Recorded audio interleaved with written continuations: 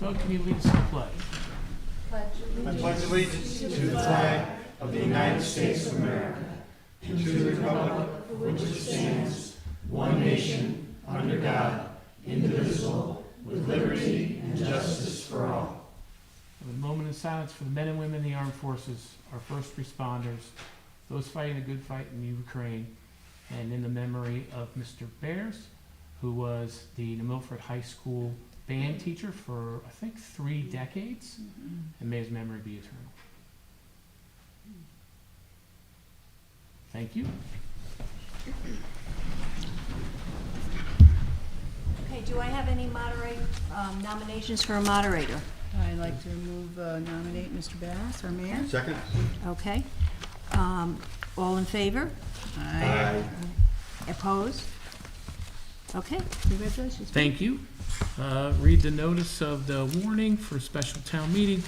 Those qualified to vote in the town meeting in the town of New Milford are hereby warned and notified to meet at the New Milford Town Hall, 10 Main Street, on June 12th, 6:40 p.m. in the E. Paul Martin Room for the following purpose, to wit: to consider and act upon the following question: shall the town of New Milford expend COVID Relief American Rescue Plan Act funds received from the United States Treasuries as follows: $2,500 of COVID relief funds to the RVNA to help support the Healthy Promotions Program that supports New Milford senior citizens, and the Home Health Program, which supports New Milford residents of all ages. $40,000 to the New Milford Affordable Housing for HVAC, and $10,000 of the COVID relief funds to the United Way of Western Connecticut for the Healthy Savings Fresh Produce Program. Copies of said proposed expenditures are on file and available for public inspection at the office of the New Milford Town Clerk, dated this second day of June 2023. Do we have anybody who'd like to speak? None on the Neighborhood Assistance Act. Okay. Right, Assistance Act or wait? On ARPA? On ARPA we do. Okay. This was bad. Thank you. Thank you, everyone. And first of all, thank you for voting to approve the funds to New Milford Affordable Housing. My name is Teresa McSpadden. I'm Executive Director of New Milford Affordable Housing at 7 Thomas Lane, right around the corner here in New Milford. As most of you probably know, but I'll remind everyone for the public who may not, who's here, is New Milford Affordable Housing Brookside's project is a supportive housing project that is unlike a traditional affordable housing that you may be used to. Supportive housing provides extensive services to lift people out of homelessness. Everyone who lives there comes from the 211 system. They're local. They come through the 211 system. They were homeless at one time, and they come to our program. Approximately 20% are veterans. We have domestic violence. We have mental people who have some mental illness challenges and other reasons, as you may expect. Our program, in addition to giving them housing, we have very stringent requirements of what they must participate in. And the goal is to lift them permanently out of homelessness so that they are never unhoused again and they become contributing members of our society. This means that they have case managers assigned. We are deeply involved in their budgeting. We give them financial management in conjunction with Union Savings Bank, financial management classes. We provide them even classes on how to keep a house, how to maintain parenting. All these things that we may take for granted and we learned because we all came, I'm going to assume, from good, healthy households, but they did not. So we teach them all those life skills and then we monitor them extremely closely to make sure that they are ready to move on. And so it's not permanent housing, it's transitional housing. And then when they're ready, they graduate to more traditional housing. As you expect, this is very expensive, and it doesn't leave us much money at all for doing things that other places might have money for. We're a nonprofit. We don't run at a profit, we run at a loss. So things like HVAC repairs, the major ones we need, all those types of things, all are things that are just beyond our capacity unless we greatly impact the quality of care that our residents are getting, which impacts our community and it impacts us tax dollar wise, because once they move on, they're working, They're becoming contributing taxpayers. They are back in our society, hopefully, eventually participating on boards and in some manner, volunteering back in the community, because we do strongly encourage that. We've been told, and I know this may come as a surprise, that we are one of the most conservative type of organizations in the town, because we believe very much that someone needs to lift themselves up by the bootstraps, and we do the Christian thing by lending a hand. And as the old parable goes from the Bible, Got 30 seconds. that's great, I can do a parable in 30 seconds. If you give a man a fish, he eats for one day. If you teach a man how to fish, he eats forever. And that's what we're doing. And we need your help in this type of a grant to be able to continue what we're doing in a healthy manner for everyone. Thank you for your time. Thank you. Teresa? Oh, sorry. Does someone have a question? Yeah, you gave 7 Thomas Lane. Is that your address or the address of the housing unit? That's Brookside. That's New Milford Affordable Housing. What's your address? My address is in Sherman, 16 Long River Road in Sherman. Chris Ludwig.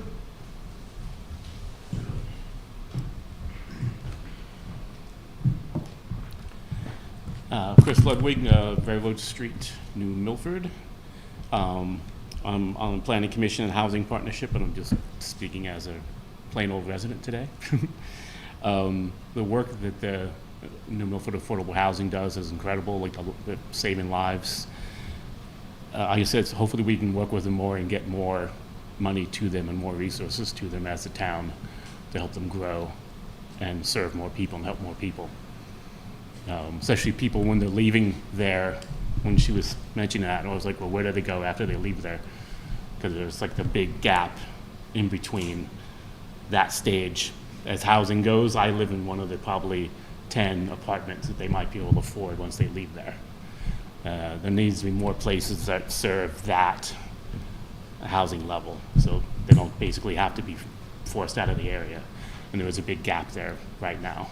There's gaps everywhere in housing, but right there's a big empty space where people have to leave to some places that lots of times don't have the same level of resources, or it's much more difficult to get them. So that's it. Hopefully, I'm glad you all voted for it, and hopefully you can work with them more to get them to do an even better job than they have in the past. But that's it. Thanks. Thank you.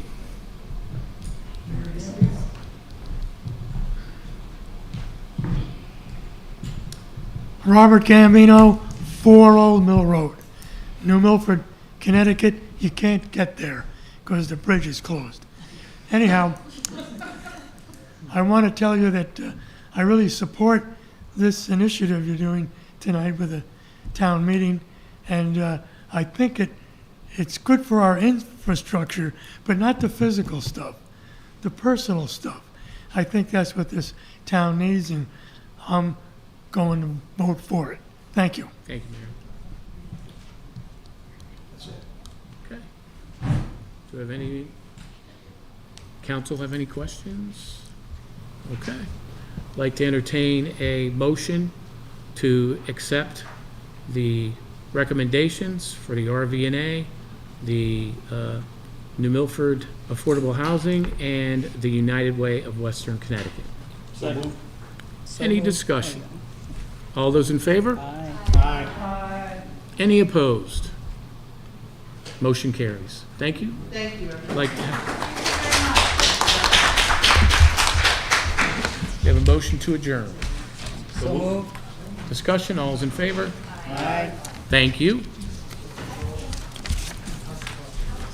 And the next one's going to be at 6:50. And this is going to be, hey, Noreen?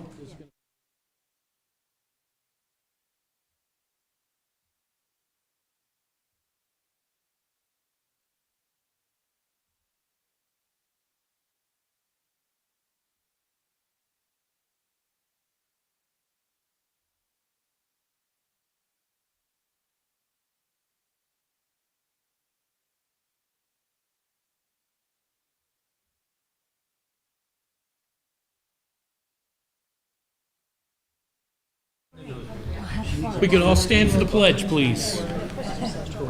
We can all stand for the pledge, please. Paul, can you lead us in the pledge? Pledge allegiance to the flag of the United States of America and to the republic for which it stands, one nation, under God, indivisible, with liberty and justice for all. A moment of silence for the men and women in the armed forces, our veterans, first responders, those fighting the good fight in Ukraine, and for Mr. Bears, who was our New Milford High School band director for over 30 years. Thank you. And for the record, Stephanie, I spoke with our grants writer today, Tammy Reardon, and there was no one that applied for the 2023 Neighborhood Assistance Act program. So with that being said, we don't need to do our public hearing, so we don't need to open it. But we do need to memorialize it, that no one took the proposal. So the next meeting will be 7 p.m., which is our regular town council meeting. Thank you.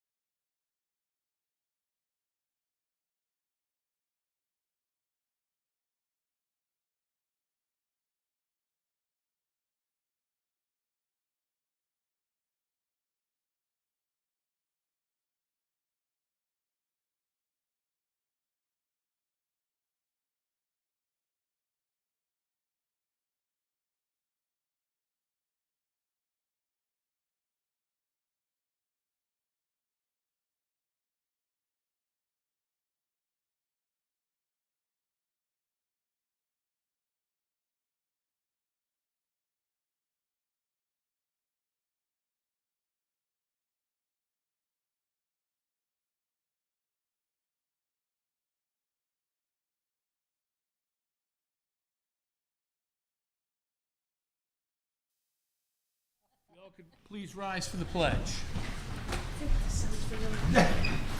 Should have it down by Pat. Eddie, can you lead us in the pledge? Certainly. I pledge allegiance to the flag of the United States of America and to the republic for which it stands, one nation, under God, indivisible, with liberty and justice for all. A moment of silence for the men and women in the armed forces, our first responders, our veterans, those fighting the good fight in the Ukraine, and in memory of Mr. Alvarez, who was the Milford High School band director for, I believe, over 30 years. He also served on Zoning Board of Appeals and also was one of the lead people for our carol sing that we do each and every Christmas holiday season. Thank you. Katie? Oh, sorry. Yes, the America's Creed by William Tyler Page. I believe in the United States of America as a government by the people, for the people, whose just powers are derived from the consent of the governed, a democracy in a republic, a sovereign nation of many sovereign states, a perfect union, one and inseparable, established upon those principles of freedom, equality, justice, and humanity for which American patriots sacrificed their lives and fortunes. I therefore believe it is my duty to my country to love it, to support its Constitution, to obey its laws, to respect its flag, and to defend it against all enemies.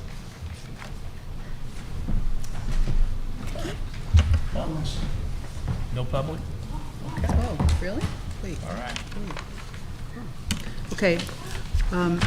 Chris had a... I have a, oh, sorry. I'd Claire. like to make a motion to, I think, add something to the agenda. Item 10, there was an item that was on the original agenda, but somehow, I think through typographical error, got dropped off on the revised agenda, but the backup for a road closure was in the packet. So it was the road closure for the Litchfield County Irish American Road Bowling Tournament on July 22nd. The backup is in the packet, but and it was on the initial agenda, but Correct. so I think it probably should be, I don't know. Correct, it's not here. 10C maybe, Yes, you want to add it? if we could, yeah. You making a motion? That's my motion. Second. Any discussion on the motion? All those in favor to add it to the agenda? Aye. Aye. Any opposed? Any abstentions? Thank you. Okay, Oh, him, sorry, it's always this side. I just have one quick question. In terms of the American's Creed, shouldn't that be a vote to accept it into the, because we went, we all agreed in the beginning of the year on the procedures. So I don't think we ever took a vote on that, to change the procedures. Sure, we can add it to the next agenda. Thank you. Absolutely. Good. And I have a clerical issue on the minutes from our last meeting. Stephanie, this would be on item 10D. It says, Ms. Francis said the MBC is not on the job site. They're there for consulting. What I actually said, I went back and looked at the recording. What I actually said is they are not on the job site every day. They are there for consultation.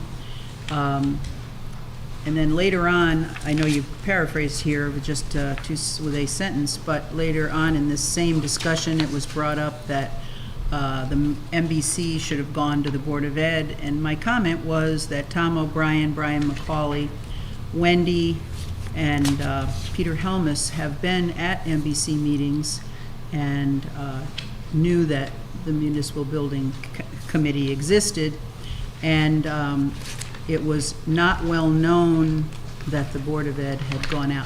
I'm paraphrasing what I said because it just went on for a little bit longer, but it was not well known to the Municipal Building Committee that the Board of Ed was going out for bid. So there was two sides that didn't commute. But anyway, I'd just like you to say, not that I just said they're not on the job site, stop. I said they are not on the job site every day. They are there for consultation. And there is a tremendous amount of experience in the Municipal Building Committee. So I'll give you that written out if you'd like it. But thank you. So we have Are we adding, are we doing our edits now? That's up to, You want to put a motion? that's for her. are What? there any additional? for the motion first, or no? Usually in a clerical, well, when you have changes to minutes, we just tell you and it gets done. But if you want to, Sure, I'll add mine. go right ahead. It said Ms. Ram asked if the town hall roof project went before the MBC, and Mayor Bass answered it did. I actually asked, I also went and looked at the recording, if all of the town projects that have happened since the MBC was around, which was 2019, if all of the town projects have gone before the MBC. Thank you. Right. Any other adjustments to the minutes? We have a motion and a second. No, there's no motion. There is no motion. I'd like to move to amend the minutes of the Thank you. May 22nd council meeting as per Ms. Francis and Ms. Ram's comments. Any discussion? All those in favor? Aye. Aye. Opposed? Any abstentions? Thank you. Okay. So I'd like to move to accept the consent agenda, items 4A, 4B, and 4C. Second? Thank you. Okay, I just have some Okay. comment on item C, Parks and Recreation. Received donations for their 8-mile and 5K road race, and they would like to thank the following donors. Lasco Roofing and Sheet Metal, A&B PTSMA Holdings, Dental Associates, New Milford Fitness and Aquatics, Me Jane Wine and Spirits, ZBS Pet Care, the Peanut Group, Dawn Howe of Coldwell Banker Realty, BD Provisions, and Union Savings Bank, along with the Iron Rail and Stu Leonard's. They are requesting that the monetary donations be deposited into the Recreation Revenue Account number 1045050044709, and the Milford Parks and Rec Commission would like to thank these donors for their generosity. And did I say youth agency at the beginning? No, I thought I might have. It was in my brain. Anyway, that's it. Okay. We have a motion and a second. All those in favor? Aye. Aye. Opposed? Any abstentions? Thank you. Item number 6, we have the youth agency Girls Who Code program. Come on up. Hi, everyone. Thanks for having us back tonight. I'm just going to introduce them real quick before they tell you a bit about the program. On a daily basis, I get to work with some really amazing kids that are volunteering to our community. These guys are exceptional. This is Caitlin O'Connor, Shaylee O'Brien, and Anya McInerney. They are facilitating our Girls Who Code program at the youth agency, and every week they prepare each and every lesson on their own time, and they come to the youth agency twice a week for an hour and a half each time. So all of that is on their volunteer time, and they're doing it on their own, and they're doing an amazing job. The girls love them. We have a really full class this year. There's 11 girls, and it's going really well. So thank you. We're really lucky to have you guys.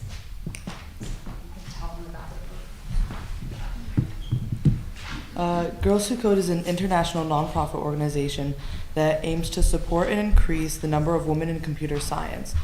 Their clubs are free programs that allow students to join a sisterhood of supportive peers and role model using computer science to change the world and see themselves as computer scientists. Students learn the concept of loops, variables, conditionals, functions that form the basis of all programming language. They have the opportunity to work in teams to complete projects that solve real-world problems in their community. Girls Who Code offers the flexible curriculum to adapt to each individual's group's needs. Our club is held in person at John Pettibone. We have them 2 times a week for 5 weeks. 11 girls, all in grades 3 to 5. The general structure of our meetings would consist of explanations of computer science and programming related vocabulary and topics, followed by a short activity relating to the topics presented, such as coming up with a real-life example of a programming concept or completing a simplified version of a task necessary for computer scientists.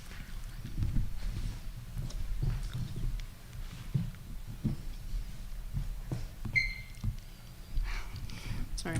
Finally, the girls completed a coding activity using a simplified programming language, utilize problem solving, and creativity.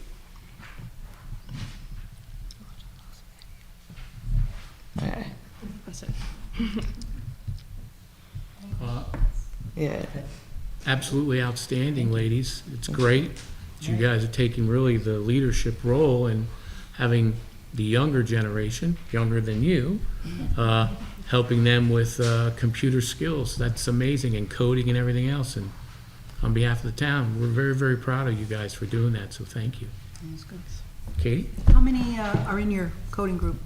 There were about 11 girls in there. At first there was 10, then one girl joined like a Excellent. week or something late.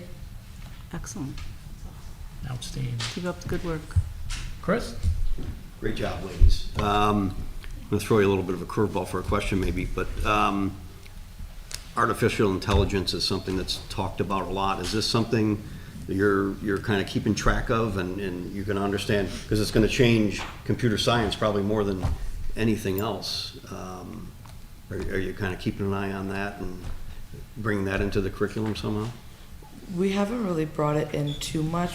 Right now we're just teaching them like the building blocks to coding. Yep. And like the website that we use is like a very visual aspect of coding, so something like AI is just something that we haven't really covered yet. Okay, You know? well, very good. Excellent job. Was your comments written? Can I steal your comments? Paper? To put them into the minutes, you have them written down? Oh, we have them. Yeah. Could you send it? Seriously? Yeah, got it. You coded it, yeah, right. Of course. How silly to think it would be paper. Right. Any other questions or comments? Thank you very much. Ladies, again, thank you. Very nice. Outstanding job. Thanks Thank a you. lot. Great job.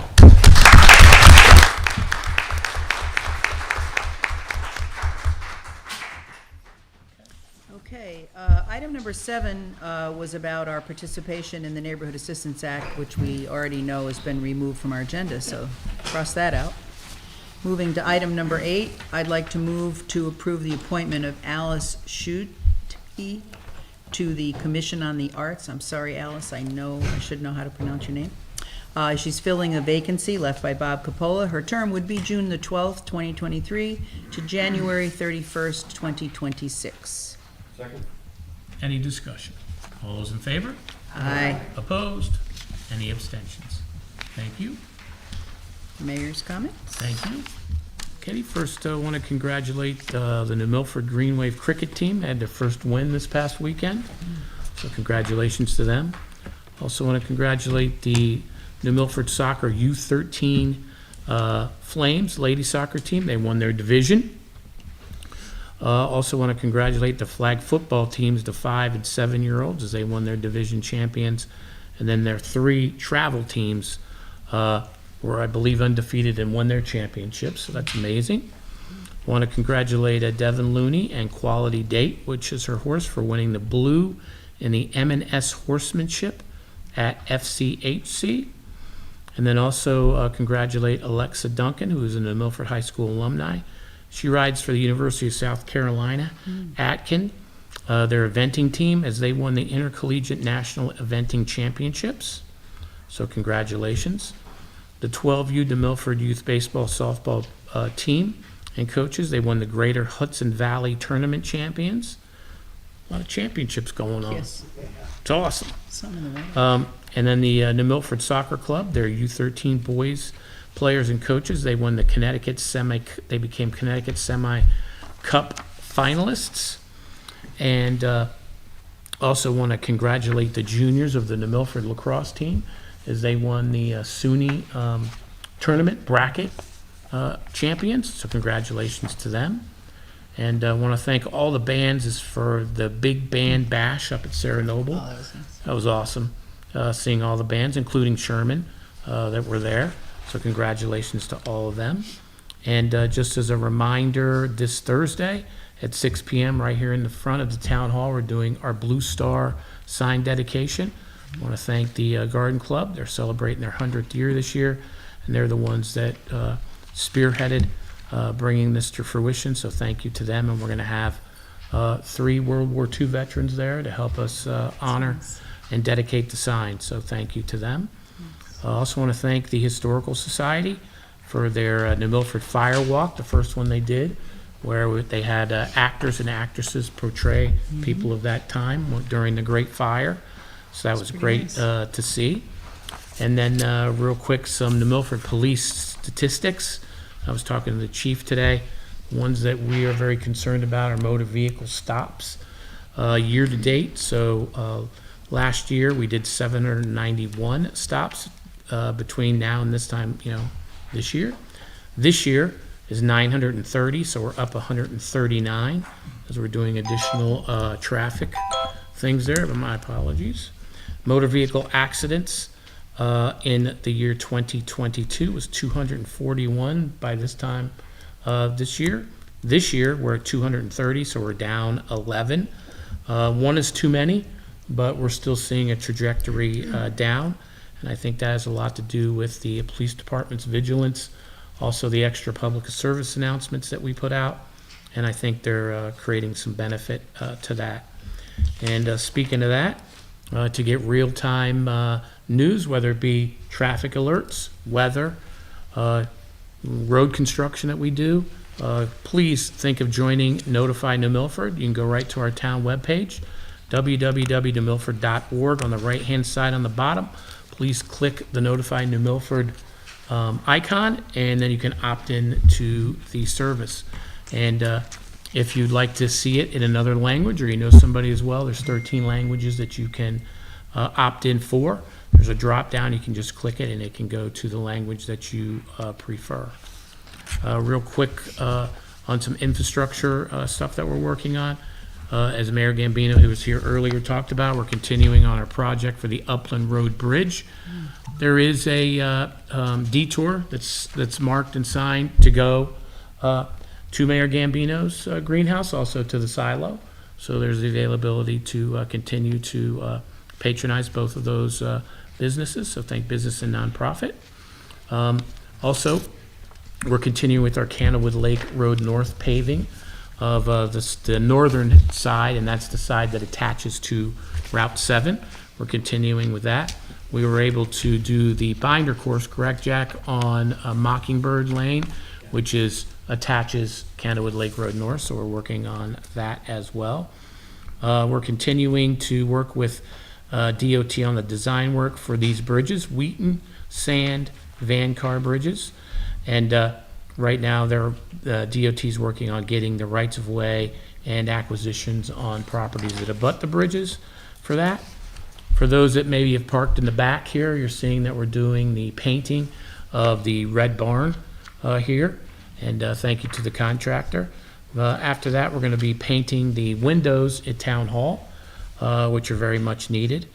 So thank you to our facilities team for that as well.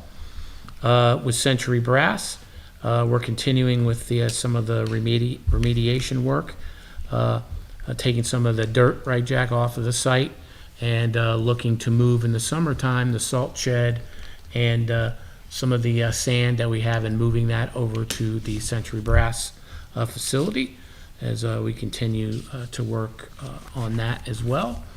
And then we will talk additional infrastructure is this week starting Thursday, and that may change depending on the contractor, but Grove Street beginning the rubber chip seal that we're going to be putting down there. The difference between a rubber chip seal and a standard chip seal is this is a more secure course, so to speak, especially for high traveled velocity roads. And that's going to be a 2-day workaround, and then we'll wait 5 days and then sweep off the remaining stuff. That's going to be very important for our public to know, as Grove Street is a major collector road, that these roads for the next couple days, starting on Thursday, will be impacted as we do the chip seal. And this is to continue the life of the roads as we continue on our road projects. In the very beginning, as we all know, we did a lot of mill and pave, deep reclamation. And as we continue, we've done 125, 115 miles of roads. Now we're getting to where we've done a lot of the major construction. There's still a couple of the roads that we're still going to do, but most of it's going to be doing more of a short mill and pave or a chip seal. And this is part of the progress to keep the update. so we don't have to go backwards and then do a full reclamation on a project as well. I Kate? have a thought, Mayor, on the Grove Street, because it is such a heavily used road. Are there signs letting people know that on Thursday? Yes. Yeah? So we have an electronic sign that's over by Good. Pumpkin Hill there as well. Thank you. And we're also going to push this out on all of our sites. We've given it to the paper as well. The paper's hit or miss whether they're going to do that or not, Right, if you know right, what I mean. right. But Yes, I we do. continue. Also, at our purchasing authority meeting, we awarded the Hine Hill and Fordyce Engineering. That's to take a look at different ways that we can look at the intersections there. As we all know, especially Hine Hill, there's been a lot of accidents there. So we awarded that one to KS Engineers, and I know Jack and his team will be working with them as we move forward, and I'll be updating the council when it comes to that. And then just as a reminder, next Monday, June 19th, is Juneteenth, and the town hall offices will be closed for the holiday. And just as a reminder, that's already on our webpage, and then we'll also be posting that on the windows in town hall. Great. That's it. Okay, done? All righty. Yes, ma'am. Let's move on to item number 10.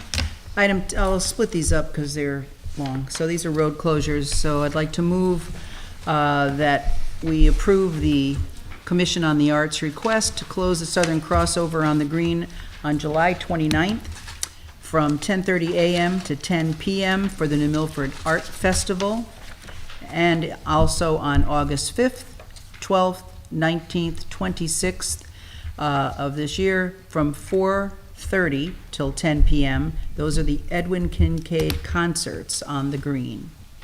So that's item A. Second. Any discussion on the motion? All those in favor? Aye.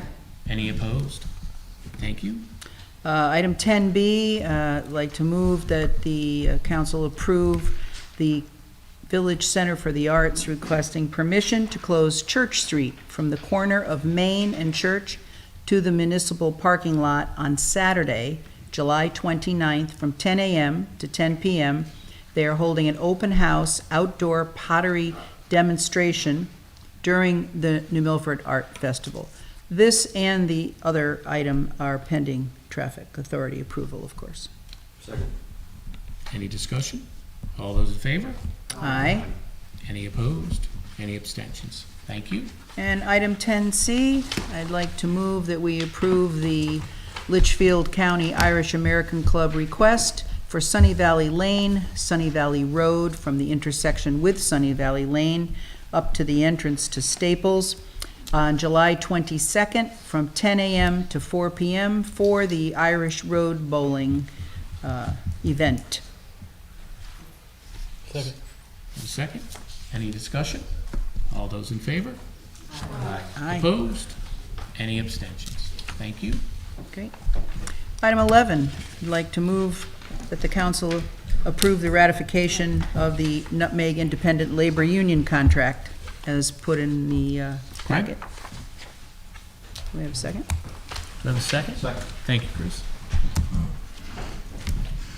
And we have Ken. Now, Mayor, we cannot publicly discuss the actual negotiations to the contract, so if there are questions, we would need to go to executive session. Does anybody had a comments? chance to take a look at the contract? Does anybody have any questions concerning the negotiations? Haven't had a chance to look at it. Okay, so I do have an update summary that I can share with the council, but I would have to do that in executive session. Okay, so I would need a motion to go to executive session. Yep, so we'll make a motion to go into executive session. Second. Any discussion? All those in favor? Aye. Opposed? And we're going to go into executive session shortly. Thank you. And we invite in Greg Bolero, Ken HR, Keller and Jack Healy. and John Tower. Absolutely.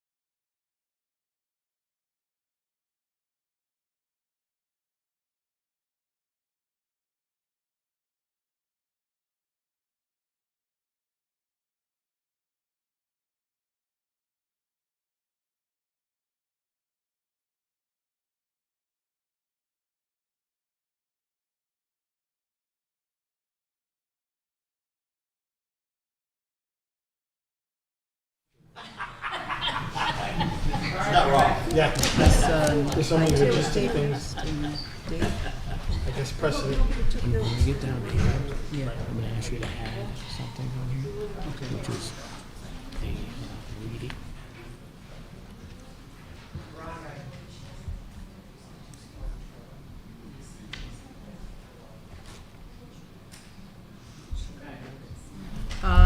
Okay, I move that we return to regular session.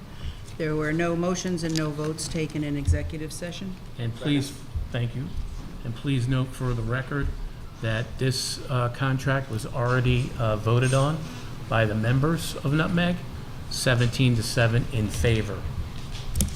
Okay. Was that motion approved by the? Yeah, Chris seconded? Come back in the regular session. That's come back into executive, Right. out of executive session. All this- Sure. Does executive session have to be noticed, or is it, can we go into it like that, just on the motion? I didn't hear a question.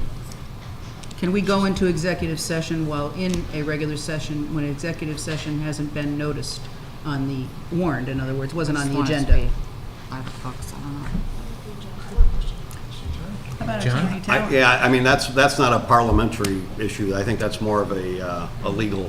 I believe it's the 2/3 of this membership voting to go into executive session, you're permitted to do so. Thank you. Thank you. Thank you. Okay then, Cleared that. Okay. so there you go. Thank you, John. Okay. All right. That motion still stands, by the way, to come back into executive session. Yep. So all those in favor of coming out of executive session? Aye. Aye. Thank you. Any opposed? Thank you. Okay. Katie? Item 12. Oh, could we make a motion to, Excuse me. Are we going to You vote want on to the go back contract? to item 11? yep. Okay. We had a motion, I will make it again. I'd like to move to approve the ratification of the Nutmeg Independent Labor Union contract as we saw in our packet. Second? Any discussion? All those in favor? Aye.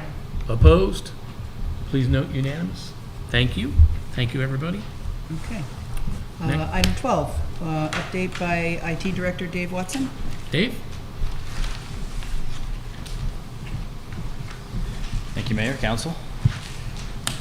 So one of the frustrating things about presenting on cybersecurity is there's a lot I can't talk about. So forgive me when I speak in kind of half measures here, because you don't necessarily want to create all the securities that you're doing, vulnerabilities that you're finding out. So with that being said, specific to where we are with our cybersecurity, we already contracted annually to do risk assessments from external parties, but on top of that, we've now started working with the Cybersecurity and Infrastructure Agency, the federal agency, and actually as of this week, they are starting periodic scans of all of our external IP addresses. They are essentially looking to see where there's an open door, there's an open window, known vulnerabilities, letting us know about them immediately.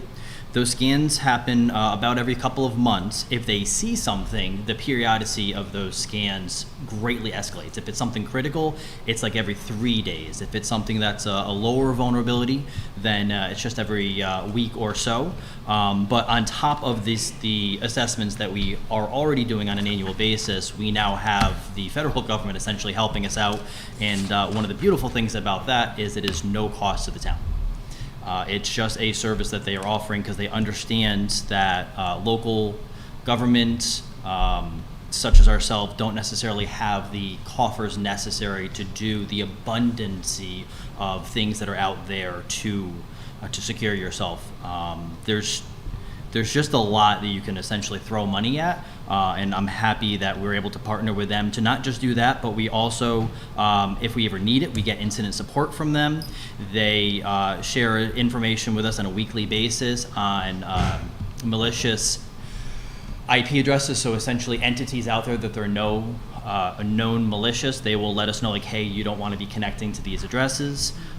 They provide us information for tabletop exercises and other cybersecurity information. We frequently talk about where we are with our phishing. Industry average, as you've heard me say before, for an organization of our size is just shy of 4%, 3.9.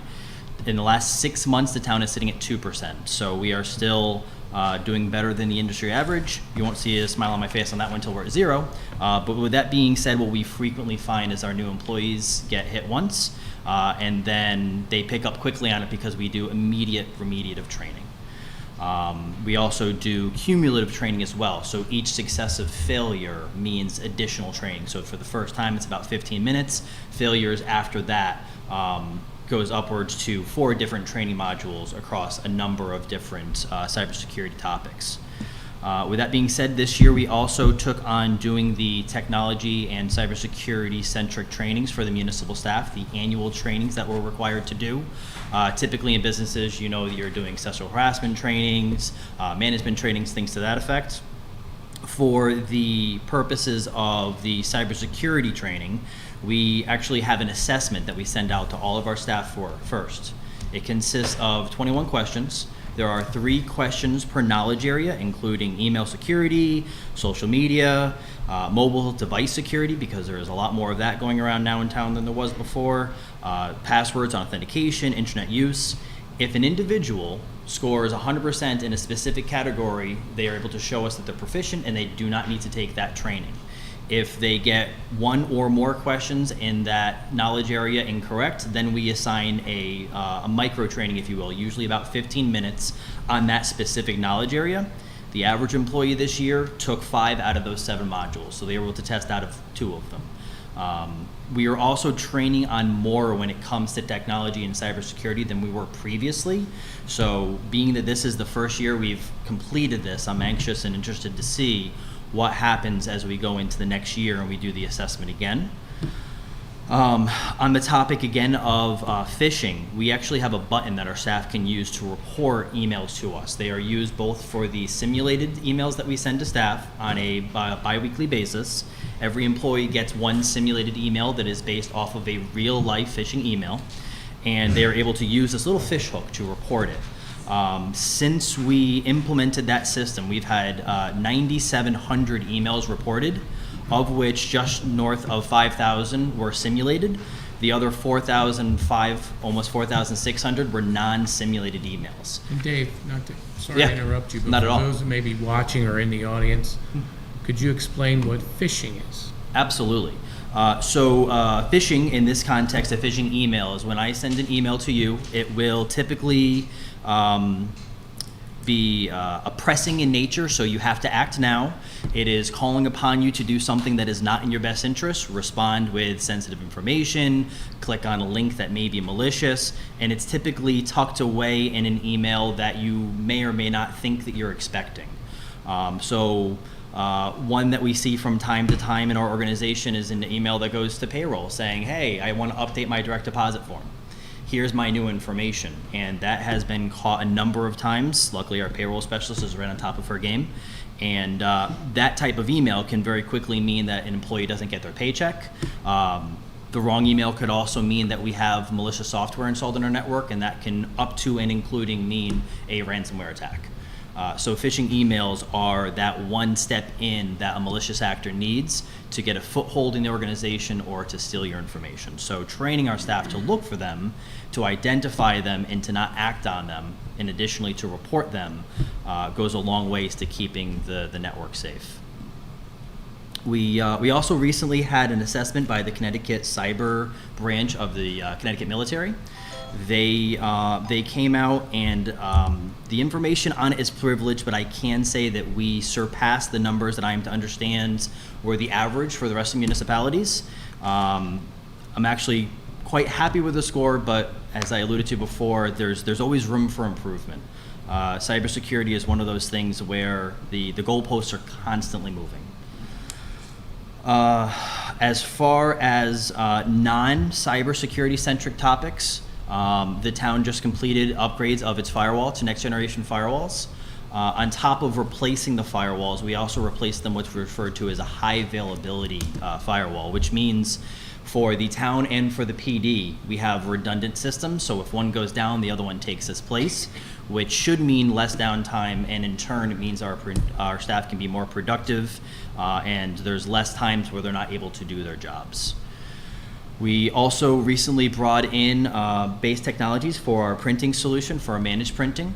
That has brought with it also e-fax, so we are able to send and receive our faxes electronically versus them just spitting out of the machines, which gives ease of use, but is also helpful for cost savings on top of not having to print those, hey, here's a local roofing deal that you get, or here's the local deli's menu for this week. It just comes to their email. They still get it, but it doesn't print off, and it also means that we did not need those telephone lines anymore. So we were able to get rid of about 20 lines at somewhere between $20 to $30 per month a pop. So there was a cost savings there as well. We've already seen much faster service. Their SLA, they've told us, was about 4 hours. I've seen calls responded to in less than half an hour. They are locally owned. I believe they're right up in Bethel. The platform we went with is also capable for digitization. So if we were to choose to move to paperless office, the printers that we have are already capable to do either the scanning or to work directly with those systems, giving us a little bit of future proof on that. We have badge release now, so if an employee needs to send a print job but they're not near a printer or their printer's job, they can just walk to any other printer in town, release that print job. We also have way better reporting now than we did before. So before we knew that people were printing and that was about it. I could maybe tell you on a specific printer there's been about 10,000 pages printed.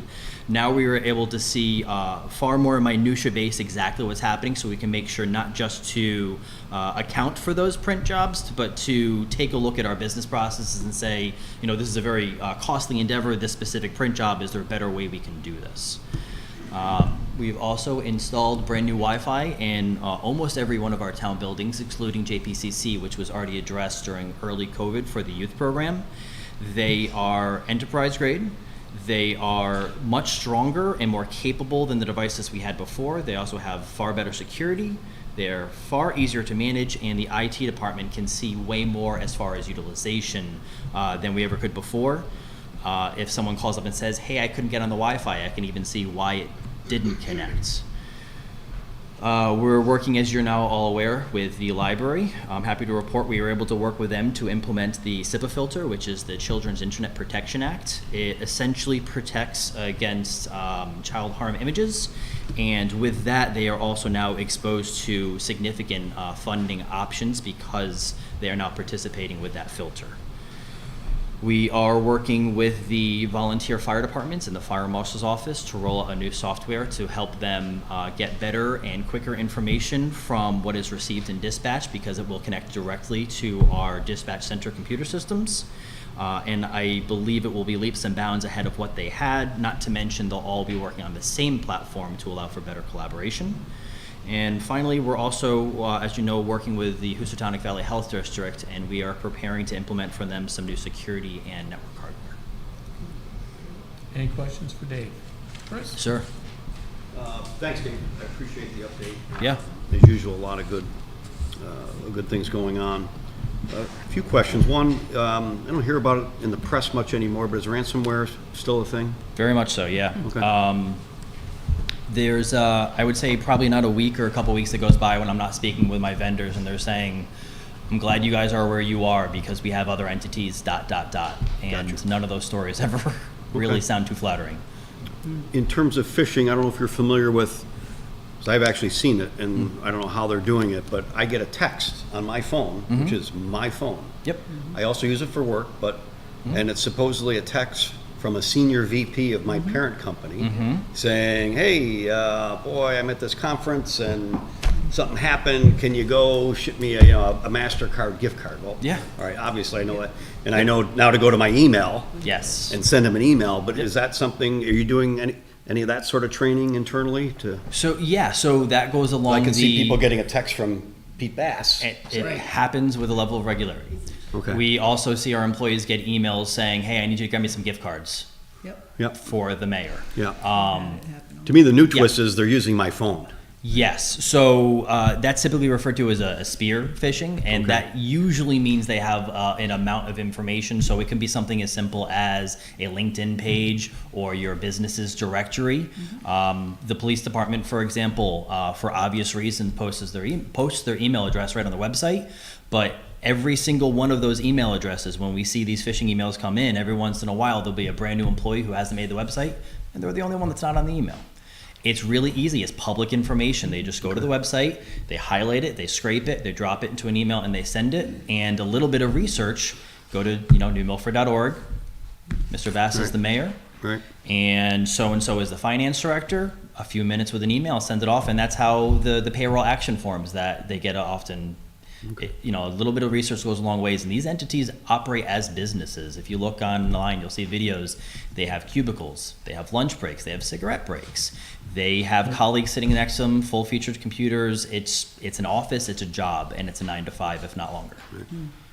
I was also thinking, a lot of the issues come up with new employees. Is there an opportunity for better onboarding of new employees? So before they leave personnel's office, almost exclusively, I can't think of any recent outliers, if any, they are caused to go through all of the personnel trainings in addition to the SAPA assessment and the trainings that we issue based on that. So typically individuals their first step in their email is to click on the link for our training platform and start in on that. So more often than not, they don't escape that office without that initial training. Yeah. And then from that moment forward is when we start our weekly phishing tests, which are completely randomized. So every single email that is sent is different on a given. So in 1 2-week time frame, we will send out one email to every individual, and most often they're not the same. So that way, your colleague can't look over and say, "Oh, take a look at the Best Buy email we just got." They're sent on different days during that 2-week time frame. So it's completely randomized, and again, it's based off of actual emails that someone else has reported through the phishing platform. Okay. And lastly, on the Wi-Fi, was hardware for the green upgraded? Hardware, there is hardware on the green that is through a local internet service provider, but the upgrades that we did was through ARPA funding for the municipal buildings. It's for the internal and guest on-prem Wi-Fi. Yeah, I just noticed on the green it's not real reliable out there. But we actually have a meeting with them, I believe, later this week on that topic. Okay, good. All right, that's it. Thank you. Katie? You got my question about the green.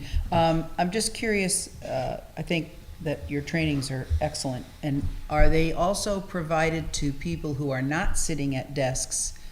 I'm thinking of some facilities people or adjunct staff members, because at some point in their week, they're going to be in front of it. And I can tell you that any company that has a who we are or who does this, they list everybody with photos even. So if you're not, if you're looking for something, you could go on Facebook, find it's exactly you.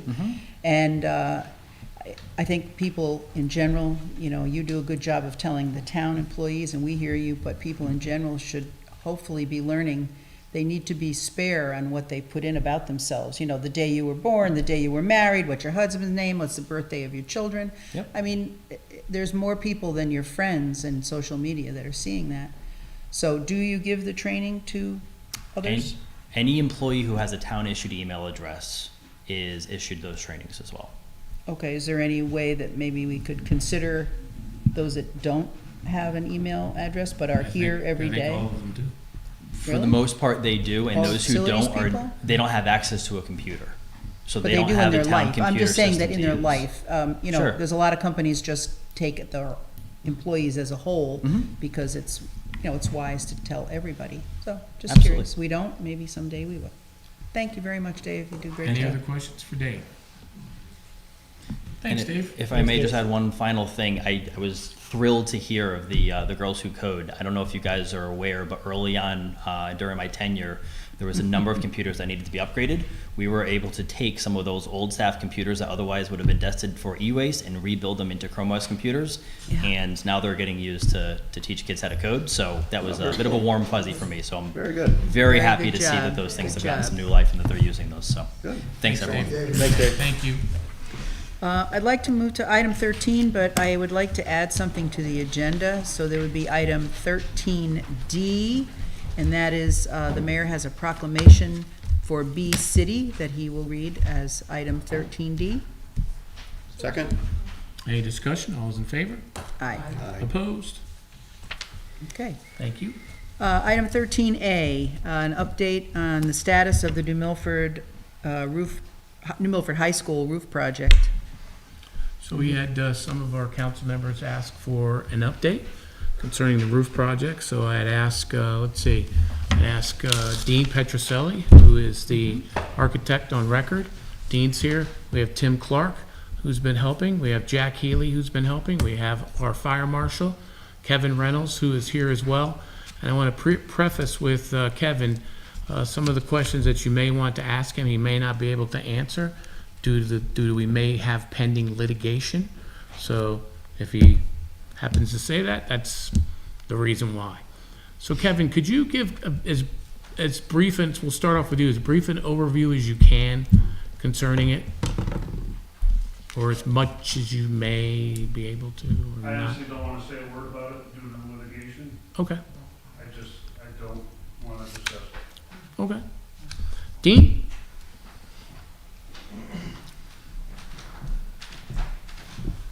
Can you talk a little bit about the history Sure. of the roof, and then we can go from there? Thank you. Good evening. Dean Petroselli, Principal Architect at Silver Petroselli and Associates. We're a 55-person architecture and engineering firm. I've been a resident of New Milford for 17 years, so I have a little more vested interest in all of our projects. Over the years, our firm completed the ambulance barn, the senior center addition. We've done numerous roof studies for the town. Currently working at Sarah Noble, so we are familiar with the town and surely the process. Our firm was retained in 2020 to look at this roof project after the microburst of 2018. That started with a study on this project that eventually was reviewed by the building committee and the town council. We were then retained to move forward with the recommendations of that study, which was the replacement of the asphalt shingles on the roof, along with the restoration of the flat roof. So there's about 120,000 square feet of sloped roof and about 55,000 square feet of flat roof. As you are well aware, United Roofing was originally awarded the contract to complete the entire project at around $4 million. United worked on the project for just about 1 year when the fire on July 5th occurred.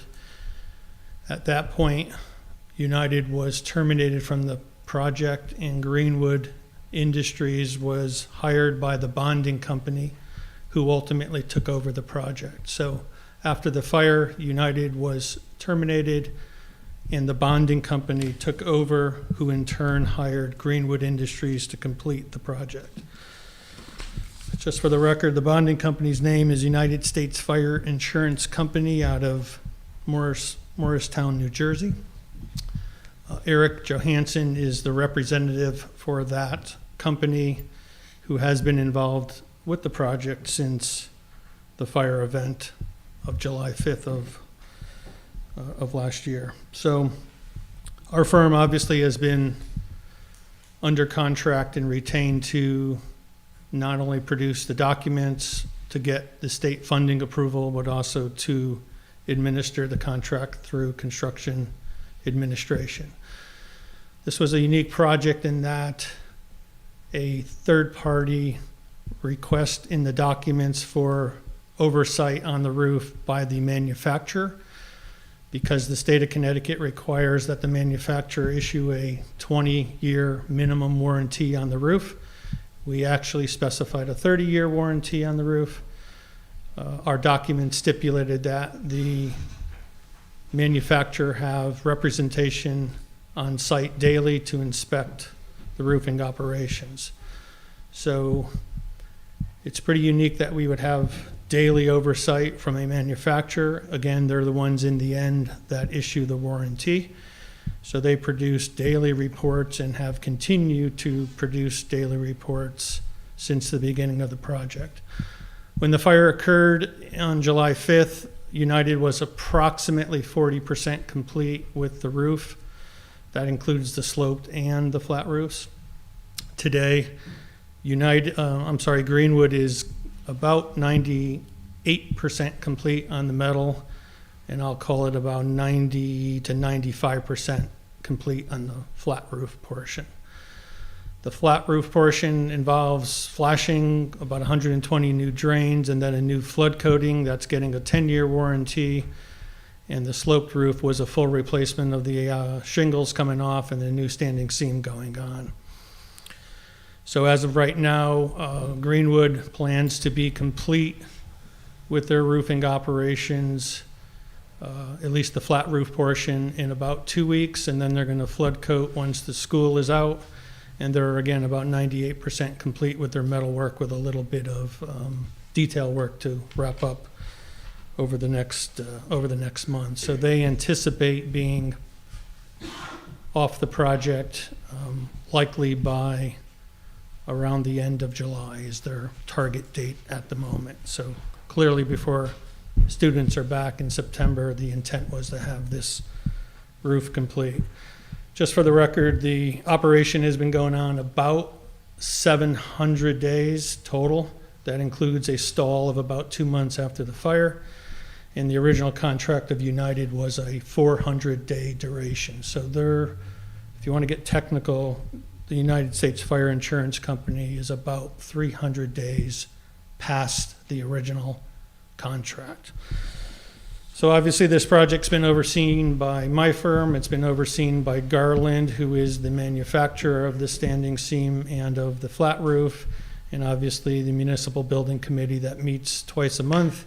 We have had meetings on site every Thursday morning since the beginning of this project, And Dean, and we continue to. Can you list who is in these Thursday meetings? Can you list out who's Sure. there? The Thursday meetings consist of myself. They consist of the project manager for Greenwood. They consist of the superintendent of Greenwood, who's on site every day managing their staff. Jack Healy is present. Matt Cunningham from the Board of Ed is present.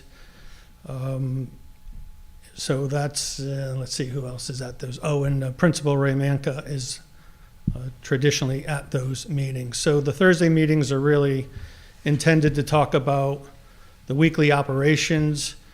They are issuing to Mr. Manka, Greenwood is issuing on a daily basis of what their scope of work is for the day, so that Mr. Manka can obviously manage their educational requirements. So there's been a lot of communication with the contractor and ourselves and everybody that was just mentioned that's at those meetings, including the building committee.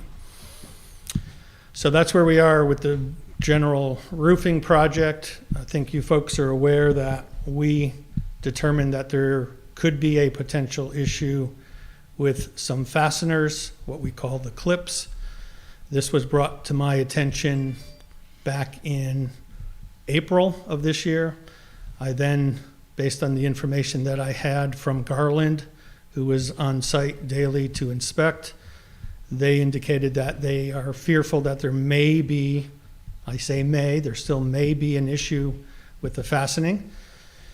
We instructed Greenwood to pull 2 panels in the gymnasium, the large gymnasium on the southwest side of the building. We directed them to pull 2 panels, which they did, and we determined that there was only 1 fastener per clip when the shop drawings and our original documents stipulated that there be 2 fasteners. I then called for a meeting with the bonding company, with Greenwood, with Garland, Jack, Matt were present, and we requested that we walk the roof and watch or at least look at the results of the panels that were pulled. So the panels that were pulled confirmed that there was only 1 fastener per clip. I wanted the bonding company to see and to discuss in person with them of how they would like to proceed with that. And I spoke to the bonding company today. They have retained an engineering firm out of Massachusetts by the name of Simpson, Gumpertz, and Heger, SGH.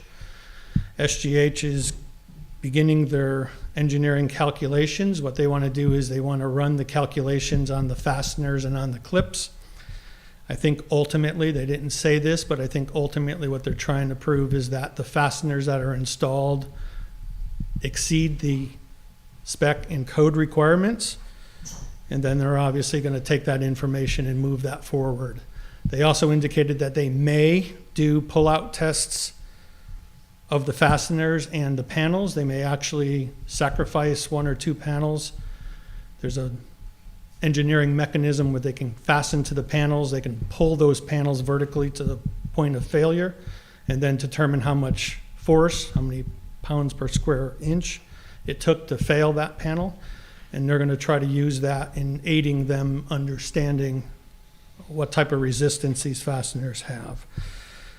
So again, the engineering firm was just hired last Friday. This is all through the bonding company at no expense to the town. And again, they're analyzing what's the structural capacity of those clips and those fasteners. Eric Johansson believes that within a few weeks, he should have those results that he's going to share with me, that I'll ultimately share with you folks and the building committee. Dean, just to preface, when you let the municipal building company know last Thursday, as well as Jack, our contract states 2 clips. Correct. 2 things went on. So we architects run the calculations when we're designing the building. We stipulated that we wanted 2 fasteners per clip, but ultimately it's the manufacturer, Garland in this case, that submits the shop drawings because they have their own engineering team, because every manufacturer is different, every clip is different, every fastener is different. Garland also stipulated that there be 2 fasteners per clip. So not only did my original specifications and drawings stipulate 2 fasteners per clip, we also specified the spacing of those clips, but more importantly, 2 fasteners per clip is what we spec'd. 2 fasteners per clip is what was submitted in shop drawings. For those of you who don't know that term, shop drawings are the actual fabrication drawings that is produced by the manufacturer, then sent to me as the architect of record, and I approve those shops, comparing them to our original design documents. So the clips and the fasteners, the 2 per clip, were approved by our firm, and United at our meeting, because they were at that original meeting when we met in early May of this year, they also admitted that they were aware, at least the management of United was aware, that every clip should have 2 fasteners. They admitted to me that Garland was on their case daily, reminding them that they needed to provide 2 fasteners per clip. So there's no argument, even from the original contractor, that there was supposed to be 2 fasteners per clip. The point is that whoever was installing the clips was only installing 1 fastener when they weren't being watched by Garland. And we could hold our questions as we continue on. So Dean, I'm going to ask Tim Clark to come up. And Tim was, as we know, part of the municipal building committee, and then he stepped off to help with the project in a more managerial capacity with Jack and with Mr. Cunningham on the Board of Education side. Tim? Thank you, Mayor, Town Council. I think what we have here is a continued issue that happened with the first contractor that was selected.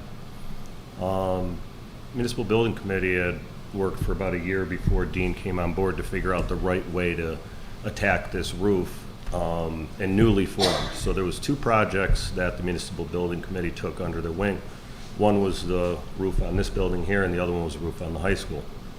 So you ask, what went wrong with the high school here, and why did the Municipal Building Committee hire this, and why weren't they on the roof watching every single clip go in, and why didn't they? Why have we lost faith? Why did the Municipal Building Committee burn down the high school twice? Okay. What you have is a system, documents were put together.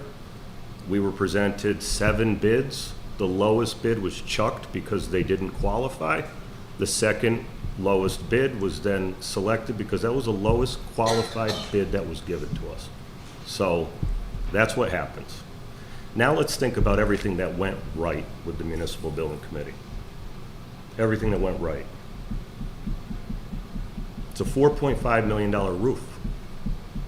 The town got 39%, give or take, so $1.75 million came from the state to get that roof done. So for about 2.7, 2.8, that's what the town's in this total cost. We have over $22 million insurance claim. Okay, that's being taken care of. You have 30 Lenovo laptops that were replaced. You have 600 Chromebooks. You have 75 smart boards. You have 175,000 square feet of school that got completely renovated. Okay? And one of the main things that was leaking with that school was the gutters. And the gutters were overflowing. And there was actually hay growing out of some of the gutters. Maybe even some corn from Larson's farm there. Okay? That caused the gutters to fail. They're sagging. That water came down, which Mayor and me had a wonderful opportunity to welcome the kids back to school, and we had 38 leaks that day. It was brutal, brutal. So the problems with the school, where that water was coming in, going against all the drywall and everything, was saved by this too, because that got gutted, remediated, and it's a safe school. All the ductwork got cleaned. Why am I highlighting all these? Because the town's on the hook for $2.5 million. Everything that was put in play for the insurance, for the bonding, for the compliance with the state that Dean's office worked for 18 months with Tammy, which was a mountain that they climbed, put this town in a really good place right now with a major, major disaster that nobody expected, okay? The kids were inconvenienced by about a week at the beginning of the school, but you have a system that worked by a committee that put their heads together and worked really hard, so it was a tight system. Much different than an oil tank that was replaced that was budgeted for 30 grand and maybe came in at $175,000. So the town's fine money-wise. You got 175,000 square feet of school redone, and you got a contractor that you were forced to pick the lowest qualified bid. Our hands were tied at that point, that pulled out torches twice and used these clips clearly in a very interesting way that the manufacturers they're inspecting, giving reports to Dean, saying that it's complying, he's there every single day, and then they're doing something different when these pictures are taken, but there's evidence they're sending the pictures with 2 clips on them and stuff like that. So whatever's happening there, the first contractor did not do their job right, and we can see that, right? Second building, the municipal building had to do with was this town hall here, $850,000 project, got $100,000 from, I think, SHPA for the historical preservation. That actually, this building came in under budget. So you got 2 projects, and we're still on budget, and every single safety net that you put in place has worked. It's concerning that there's no faith, as it's been stated in this building committee, but I do see all the pluses that the building committee did to protect this town with what could have been a pretty nasty mess that we would have to deal with. So that's all I have to say. And it's confusing as to how fortunate we are understanding the events that took place. And Jack, town's very lucky to have Jack. I've said it many times as I sat up here. Jack is the driving force behind this, all these projects, and he's an asset to the town. So that's what I have, Mayor. Thank you, Tim. Thank you. Jack?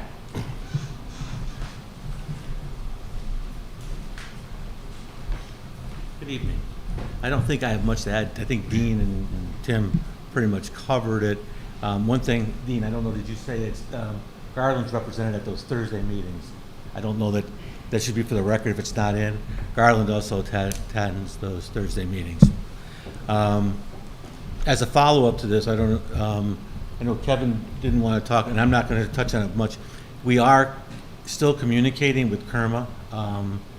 regularly, going through the bills, trying to make sure that we get reimbursements for anything that was damaged due to the fire. There's a separation process.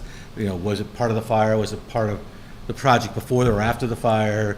So we're going through the bills and the invoices and all of that right now. I think that Kerma's getting close to a final resolution. They've had a representative working on this. He was at the school. He and I were at the school last Thursday again, looking at a few minor odds and ends. But I think we're trying to come to a finality on that also. So, and I'm looking forward to it being done. Thank you, Jack. Does anybody have any questions? Hillary?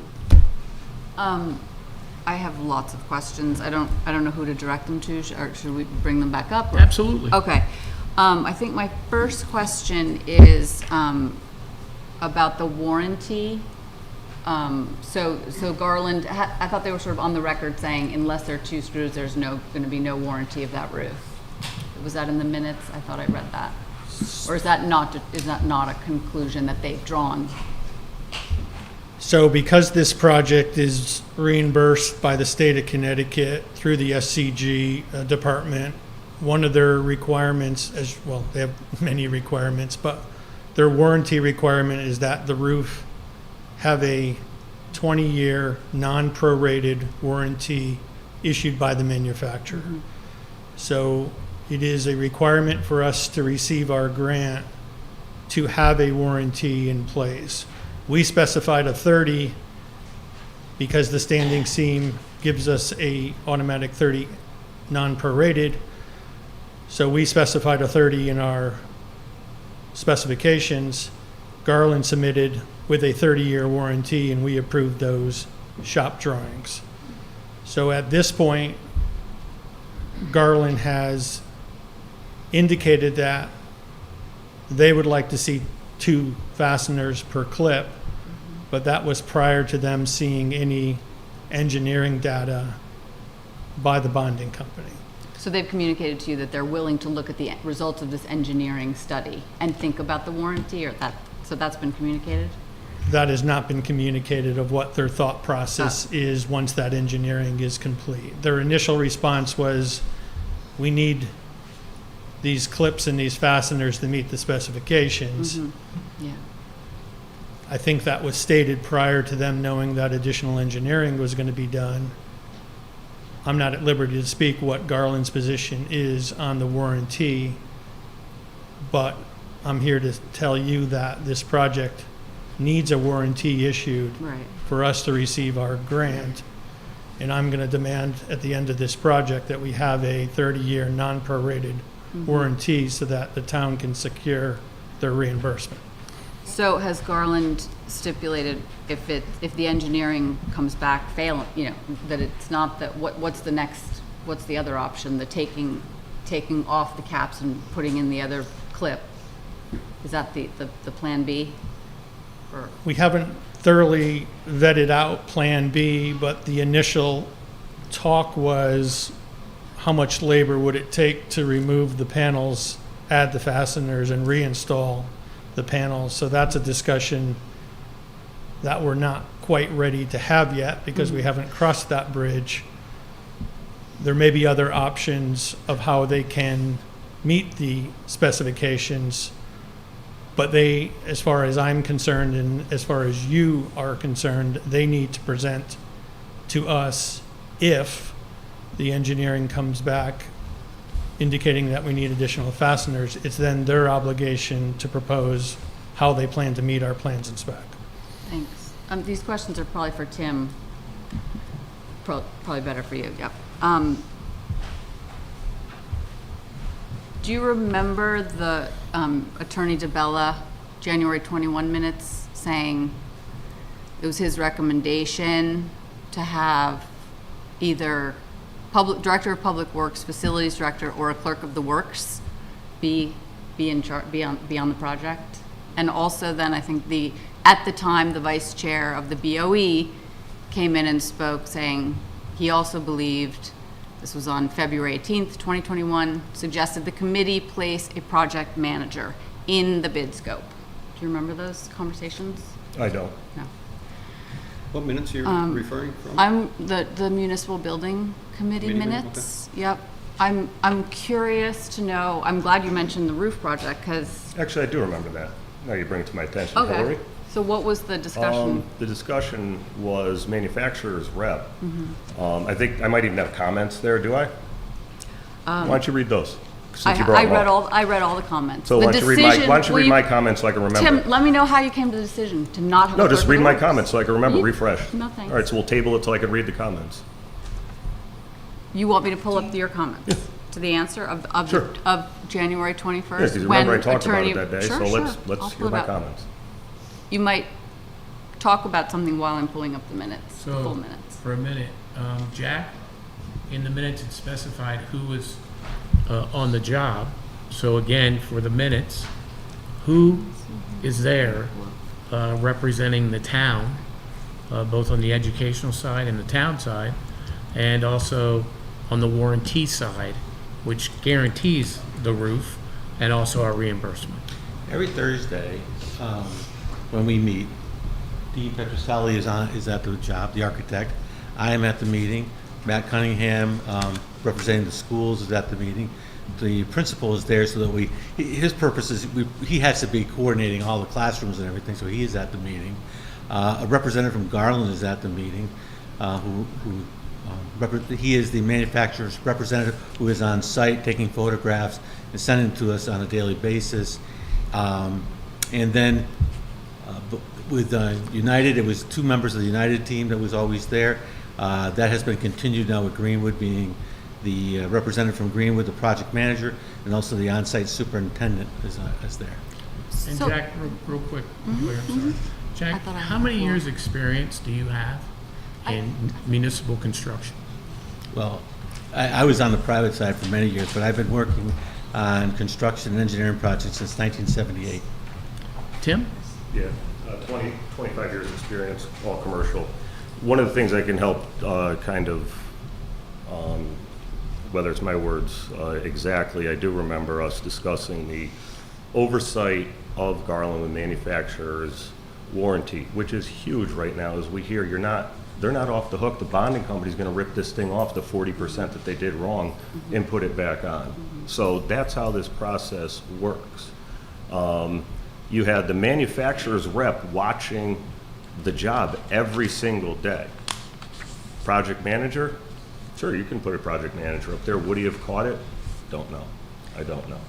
But Dean Petruselli in town every single week, he's there. You have an architect on a roof job every single day, plus he was at every single municipal building committee meeting. He's the architect of record and reviewed all the submittal shop drawings. And lastly, Dean, in your experience, how many roofs have you done? You and your firm? Our firm is in our 32nd year. I've been a registered architect for 35 years, and our firm has completed over 500 school projects in the state of Connecticut in those 32 years, all through the school facilities or the SCG. So we have just in school roof replacements over 500 parallel municipal school roofs throughout Connecticut. So we are the leader.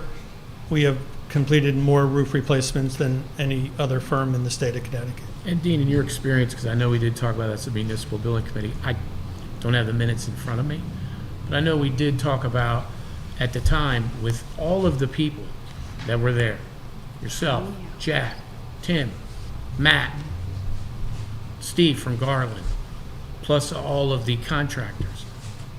Do you feel it was sufficient enough of somebody watching over a roof project? Not to make light of it, but the irony of this roof is that of those 500, I would say there's probably less than 5 that we've had full-time or daily supervision. This project was complex enough. The roofs were dangerous for anybody but somebody who's experienced to inspect those roofs because of the slopes and because of the metal, so that we intentionally specified to have full-time representation. So that is very unique. Again, I'd say of those 500 less than 5 I've ever specified. The typical oversight of a project of this scale would be once per week. So to have daily supervision from the manufacturer that's issuing the warranty, remember, they're not there just to watch, they're there to answer questions that the contractor may have. You know, it's no different than any renovation in your own home. It's not as straightforward. There's always subtle little details that they need the manufacturer to weigh on. How better and who better to be up there supervising than the one who's going to be issuing the warranty, the one who knows their product better than anybody. So we decided to put full-time supervision on this roof just because of the complexity and scale of it. But again, that is pretty unique. So in our opinion, this roof has more or had more oversight than virtually any of our roof replacement projects. Thank you, Dean. Hillary? Respectfully, I would like to get through my questions. Absolutely. I would like, so, and we don't need the history of successes. We're here to analyze what went wrong. A pipe fell through the roof of that building into the auditorium of the school. This town council didn't hear about that. There was a fire in December, was it the first fire? December? There was a fire in December. This town council didn't hear about that. Okay, then so there Hillary, was, hold on, let me just finish no, why Hillary, I you would, made, you made excuse a point, me, I just want to ask. You made no, a point I have of, the floor. I would like to ask my questions. You made a point of saying No. that you didn't know about the first fire. That is totally incorrect. We talked about it here. We also had a meeting at Scotticoke.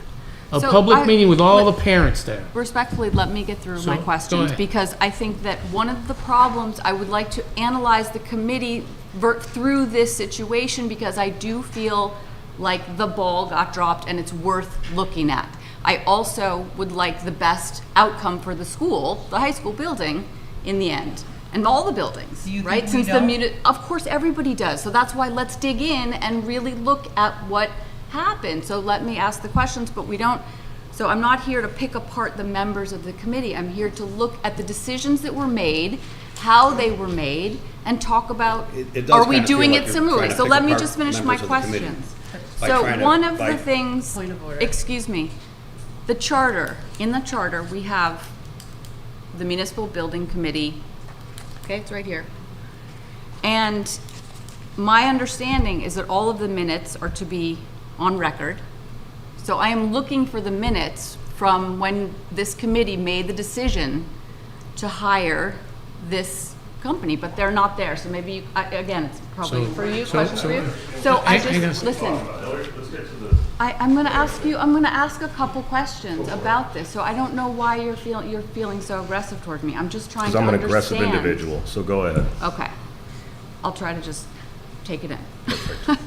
Okay, so from the minutes from June. Because you're questioning people's expertise, I'm okay? not questioning anybody's expertise. I'm trying to find out. When how- the statement in the newspaper is, I've lost faith in the people on our building committee, Nobody said that. Taking the newspaper? Pete Helmus did. No, he didn't say he lost faith in the people of the building committee. He said he lost confidence in the committee, which frankly, so let me explain why.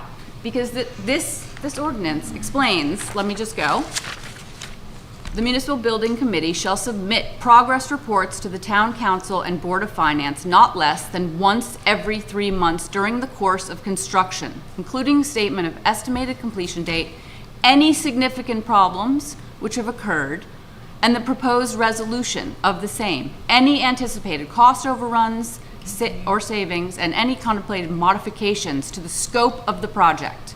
So for example, for this roof, we didn't hear about the change order that was then to shingle the barn. That was a change order in the job. We did not hear about that. So we are out of compliance with the ordinance. That's one. So I'm here to figure out what went wrong, how does this committee operate? If you're in charge of all of the jobs of this town, we need to, so hold on. No, I'm not finished, no. As a parliamentarian, Okay. you're going off topic. I'm not going off topic. I'm trying to. The agenda, go to the Okay. agenda. Then It's I'll go on the back high onto topic. school I'll go back Roof onto topic. project, right? That's Right. the topic. So how was United picked? The minutes are not there. Okay, so The- Hillary? So I'm asking Well, Tim, Tim was not gonna know, I would, how's he So- not gonna know? because Hillary, Yeah. something that maybe we should have a class for us here, Mhm. is they don't pick that. That's through the purchasing authority. No, no, So no, you no. need to go There through was the purchasing there was authority a minutes. meeting. Hillary, Excuse you need me. to go to the purchasing No, authority minutes Mayor, because that's no. who awards the contract. Excuse me. The Municipal Building Committee met on June 17th, 2021. Where are those minutes? They're not online, and the town clerk does not have them. There's an agenda, there are motions made. Where are the minutes? I'd have to look, I don't know. Well, the town clerk said they are not there. How'd you So, know- On the How'd you know 21st? motions were made? because they're on there. There's a sheet with motions, and there's an agenda, there's a motions. Did we have a meeting? Yes, Did you had a they have meeting. input? I don't know. Let me look it up while she's. Yeah, so there's a record had of. So now there's motions. missing minutes. This You is had amazing. motions. So. The I mean, every meeting, single meeting excuse that me, the we've meeting had. where you picked United, that's not important information, how this committee came to the This meeting? is the first I've heard of missing minutes. Well, Okay? I'm sorry to be First the I've one heard to of bring this. it This to is you. the first I've heard of it. The I municipal actually, building. Mayor, how many Listen, excuse Hillary, me. excuse me. How many Excuse me. messages You did asked I me a leave question, you? you left me- finished. How many Quite a few messages? messages. Right, did you respond to my messages? No, because Where I- are the minutes?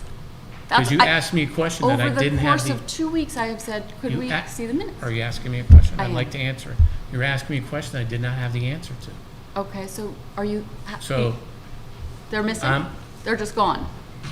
Hillary, I don't know, I have to Okay. look. Okay. That's number one. And number Okay. two, just for the record, the municipal building committee did not choose the contractor. The contractor's chosen through the purchasing authority. They have to check all the boxes. And I So just- you need to look at the minutes there to see where that Right. was awarded. Okay, so it's just the recommendation They didn't of rec- the they committee. recommend- They did, That's they it. recommended United.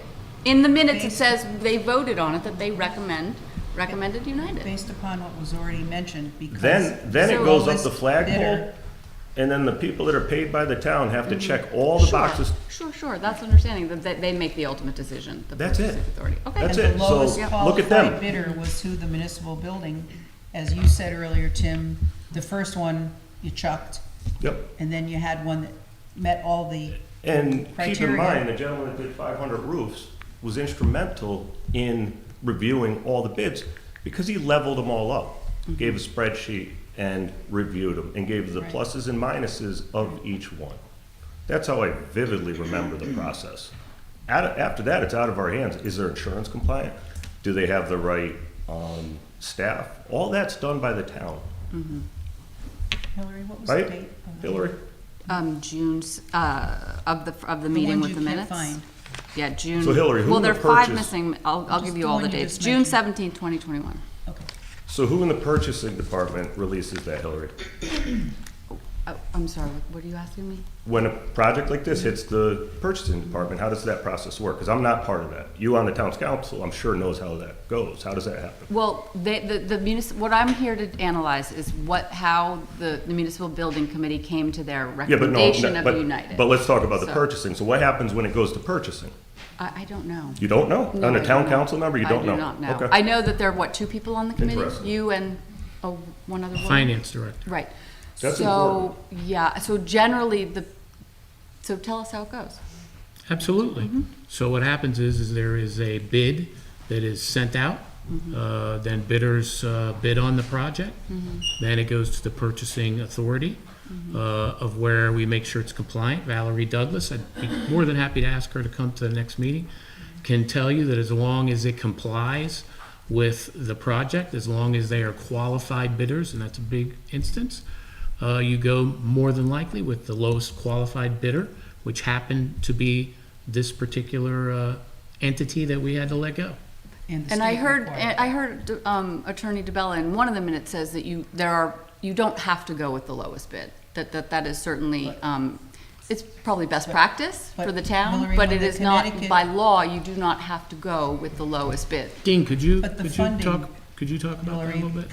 Yeah, so through the state grant department, they have very strict bidding requirements. So not only is it ran through purchasing, but it has to meet the criteria of the SCG at the state, and their exact verbiage is lowest qualified bidder. So that means we would have to disqualify a bidder, and we'd have to prove to the state why we disqualified that bidder. And to be honest, and I was a part of the recommendation to award it to United, who was, in my opinion, the lowest qualified bidder. We had worked with them before, and we had no reason to, quote, disqualify them. So it was a recommendation of our firm through the MBC, which eventually gets back to the town to execute an agreement as long as purchasing felt comfortable with all of their documents. But in terms of the actual bid, which was my responsibility to vet, of the 5 bidders, United was the lowest responsible bidder, and we made recommendations to the MBC to award the project so that you can secure your state reimbursement. Yeah, I think that makes sense. My question, that's why the first question was about the clerk of works, because I think everybody's coming at this. You don't work for the town. You have your firm, the contractor has the people who are supplying the material, Garland, they are sort of protecting their interest. I think what was missing was somebody protecting our interest up on that roof daily, right? The town's interest. So that's the clerk of works. Your contract is directly with New Milford and United. We're not linked to that contract at all. Right. Garland is not linked to that contract. The contract is between the town of New Milford and United. And did you see a fire report from either of the fires? I have not seen a fire report. Any fire report at all, okay. And is there a fire report from either of the fires? Is Kevin there? Yes, there is a fire report for both of them. For both, and so the town council hasn't seen those? I can give you the one. That was a question for the mayor, I I guess. can give you the fire report for the December fire, 2021. That would be great, yeah. Okay. Is there one for the July fire? Absolutely. I'm just not ready to release that to the litigation. Oh, okay, so the December one's the only one that's available for release? Yep. Yeah. Okay. You guys want an email to you? That would be great, yeah, please. Yeah. Mayor? To the council, yeah. All council. Hillary, any other questions? No, I think that, thank you, no. Would you About the like fire. them to address the pipe that fell? Sure. Okay. Jack, could you address the pipe that fell?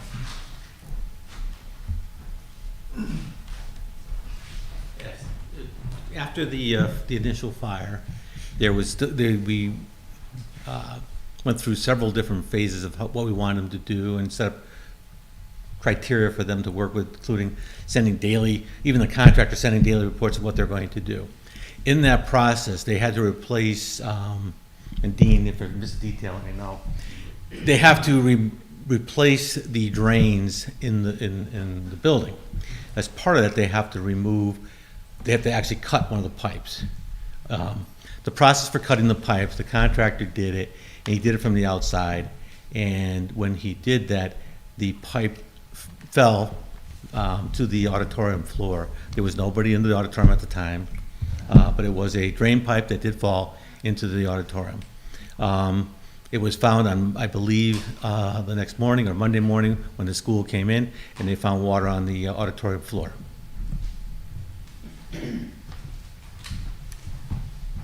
Any questions, Hillary? Doug?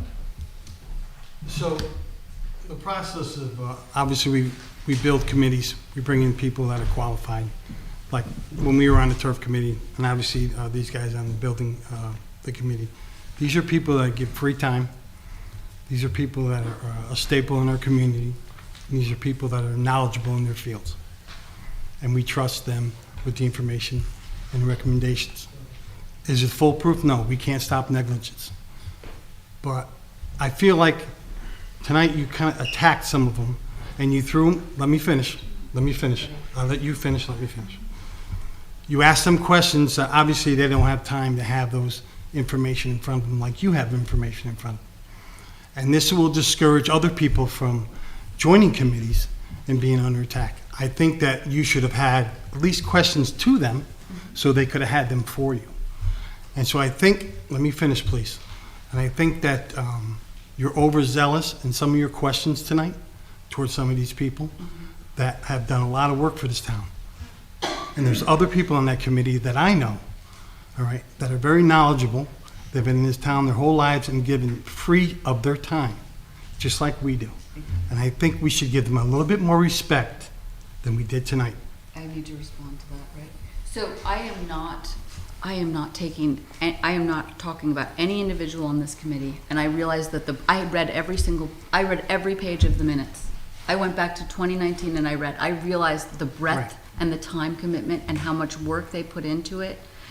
You know, if you want to really ask me what I think the problem with the committee is, you know, it's like so many experts that it's almost too many chefs, well, the broth type of thing. But listen, I want to talk about this committee, and if it's functioning properly, that's not on the agenda. I asked for it to be on the agenda. You didn't put it on the agenda. So, and parliamentarian said I can't talk about this. I am not maligning any individual on this committee. Well, and I some of thank your them. comments My at the questions last are meeting, directed. Hillary. My I questions know, are but directed some of your comments at at the process last of the meeting, let committee me just finish real quick, because Hillary. the school had to suffer. Some of your comments at the last town council meeting, okay, you were asking for the committee to be disbanded, that they weren't qualified They're enough. they're And those are actually in the not- minutes. They're So not I in have compliance offense. with the law. I have offense the way you've been downplaying and down-talking to some of the committee members. I have not been down And then talking you to come anyone. over here and you just throw an attack on some of these people. They don't have these meeting minutes in front of them. Doug, he was at the meeting. I wanted to know if he remembers You're asking about a the meeting that was 6 conversation. months ago, 5 months ago. 2 years Some- ago, All right, actually, so but- 2 years ago. So you're Right. asking him a question Right. to remember something that was 2 It years was an ago. important conversation. Of about- course it's important, but 2 years ago, Hillary. So he could say, I don't remember. You have to give him the opportunity. So as a newly formed committee, Hillary, let's just go to this email that Dean sent on June 16th. Okay, he sent it to the committee. Good morning, all. Last night I attended the Board of Ed meeting to be available to discuss the questions regarding the high school roof project. So the Board of Ed sat here and talked to him about the entire process. He reviewed the bids with them, and he said they were going to make a recommendation to go to United. Based on the information discussed, this meeting appears we were headed to an award to United Roofing and Sheet Metal. In order to continue to expedite the project, I will be preparing AA contracts and preparing a letter of recommendation today. I'm sure we'll discuss this further tomorrow, so please excuse any presumption on my part. I will forward both documents to all parties. Good morning, Valerie. Enclosed, please find our purchasing recommendation for the high school roof replacement. That's how they were selected. Yeah. You want to change that moving forward? Go for it. However you think is best, so I'm the not school sure what doesn't your suffer, and the I don't- school's actually in better shape than it was when it started. I'm not sure A what lot his point better. is. Katie? As a member of this council and also a member of the municipal building committee, I think, Hillary, you are asking questions about how something was decided. That's good. Questions are always good. Personal attacks aside, Doug's covered that. I think that we have to remember that there isn't anybody in this town, certainly not on municipal building committee, certainly not our architect, certainly not Tim, sorry, not you, not me, not anybody that wants anything untoward to happen on any job. However, there are certain things that maybe you didn't take into consideration in getting a little bit into the high dudgeon area. For instance, that the state of Connecticut, this happens if they give you money for anything, you must comply or you don't get the money. So that's important, right? Okay, having somebody on a job, the person that was brought up many times, the people who did the roof that we no longer have, there was United, then Greenwood, it is important that they're there because they have the warranty.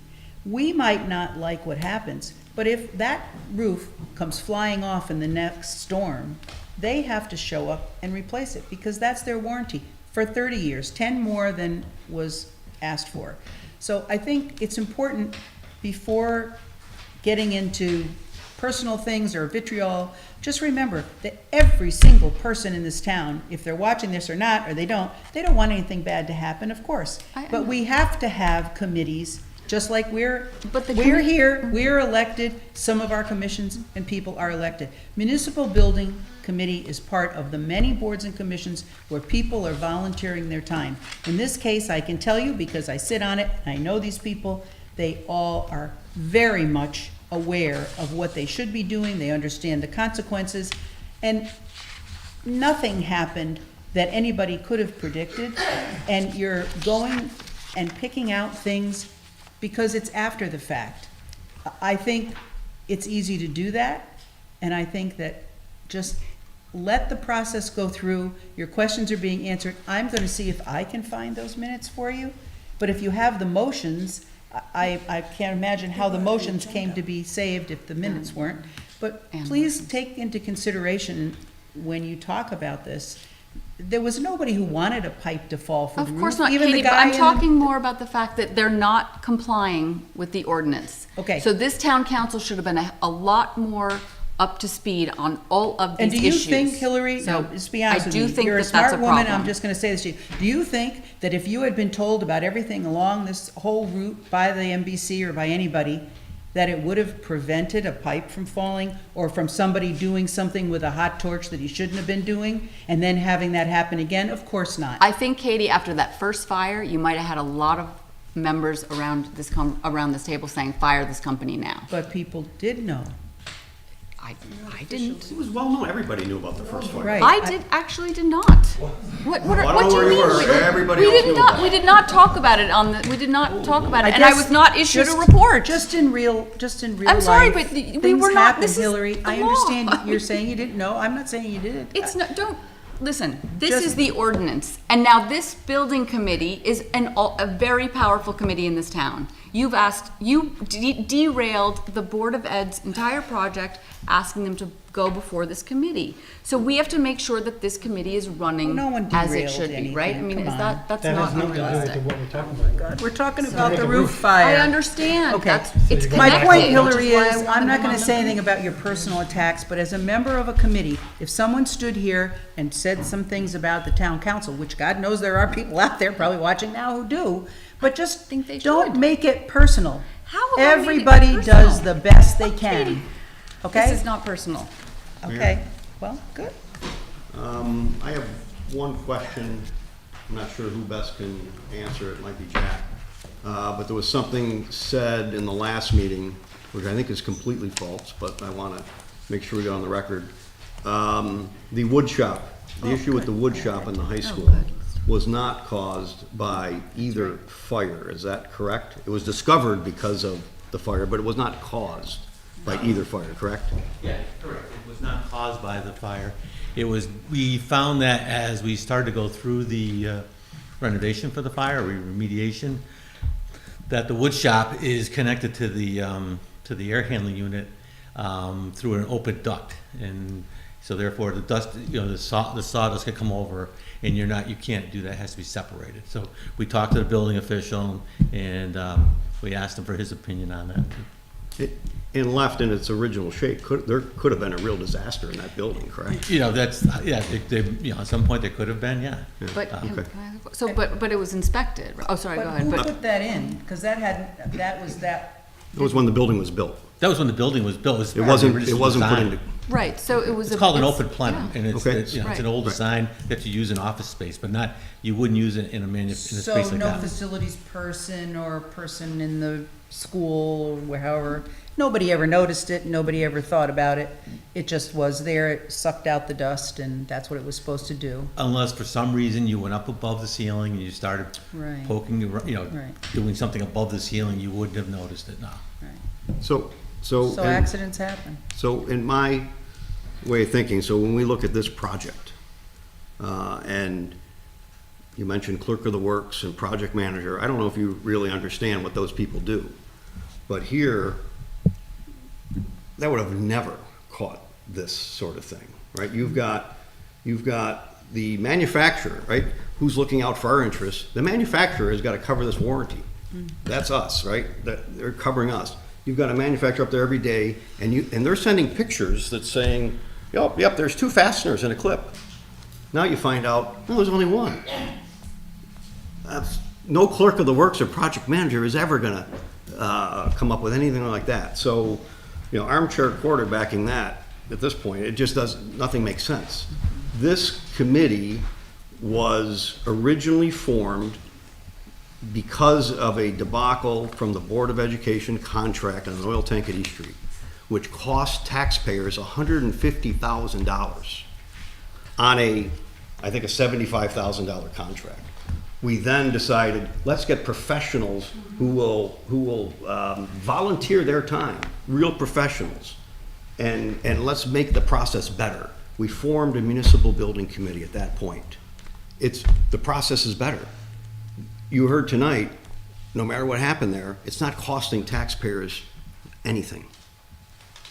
And in fact, we've got a better school out of it. So in that respect, this committee is not, that doesn't mean because we formed this committee, there's never going to be a construction issue. There will be. But because, thank God we had them, because it's not, kids were in school on day one. Kids didn't miss any school time, and it's not costing taxpayers anything. And I agree with Doug. You all have tried to impugn the professional reputations of some of these people, and that's really uncalled for. Excuse me, these are, it's Alex's turn to speak, but I've had enough. No, I have not impugned anybody. This has got to stop. Councilwoman Lundgren last meeting did, by name. I have not so don't brought say up that one hasn't name, happened. It and has I happened. think I want this is a little bit of like a spin here, so enough. It's not a spin. It is. I have not said a name. Let's have an adult I didn't say you. conversation. Councilwoman Lundgren did. Alex? Okay. Back to choosing the lowest bid, qualified bidder. Part of the problem that has come to right now where we are is because of so many rumors. I mean, that's what, and we get a lot of them as council members. You all do. People talk to you. Yes, we do. Okay, I know that. And so one of the rumors was that United was inexperienced in doing a roof of this size. I'm just saying, but that caused people to say that the bad decision was made. So I'm asking the question. So Dean? I'm not saying anyone did anything wrong, I'm asking the question. So Dean, could you answer the question that was posed?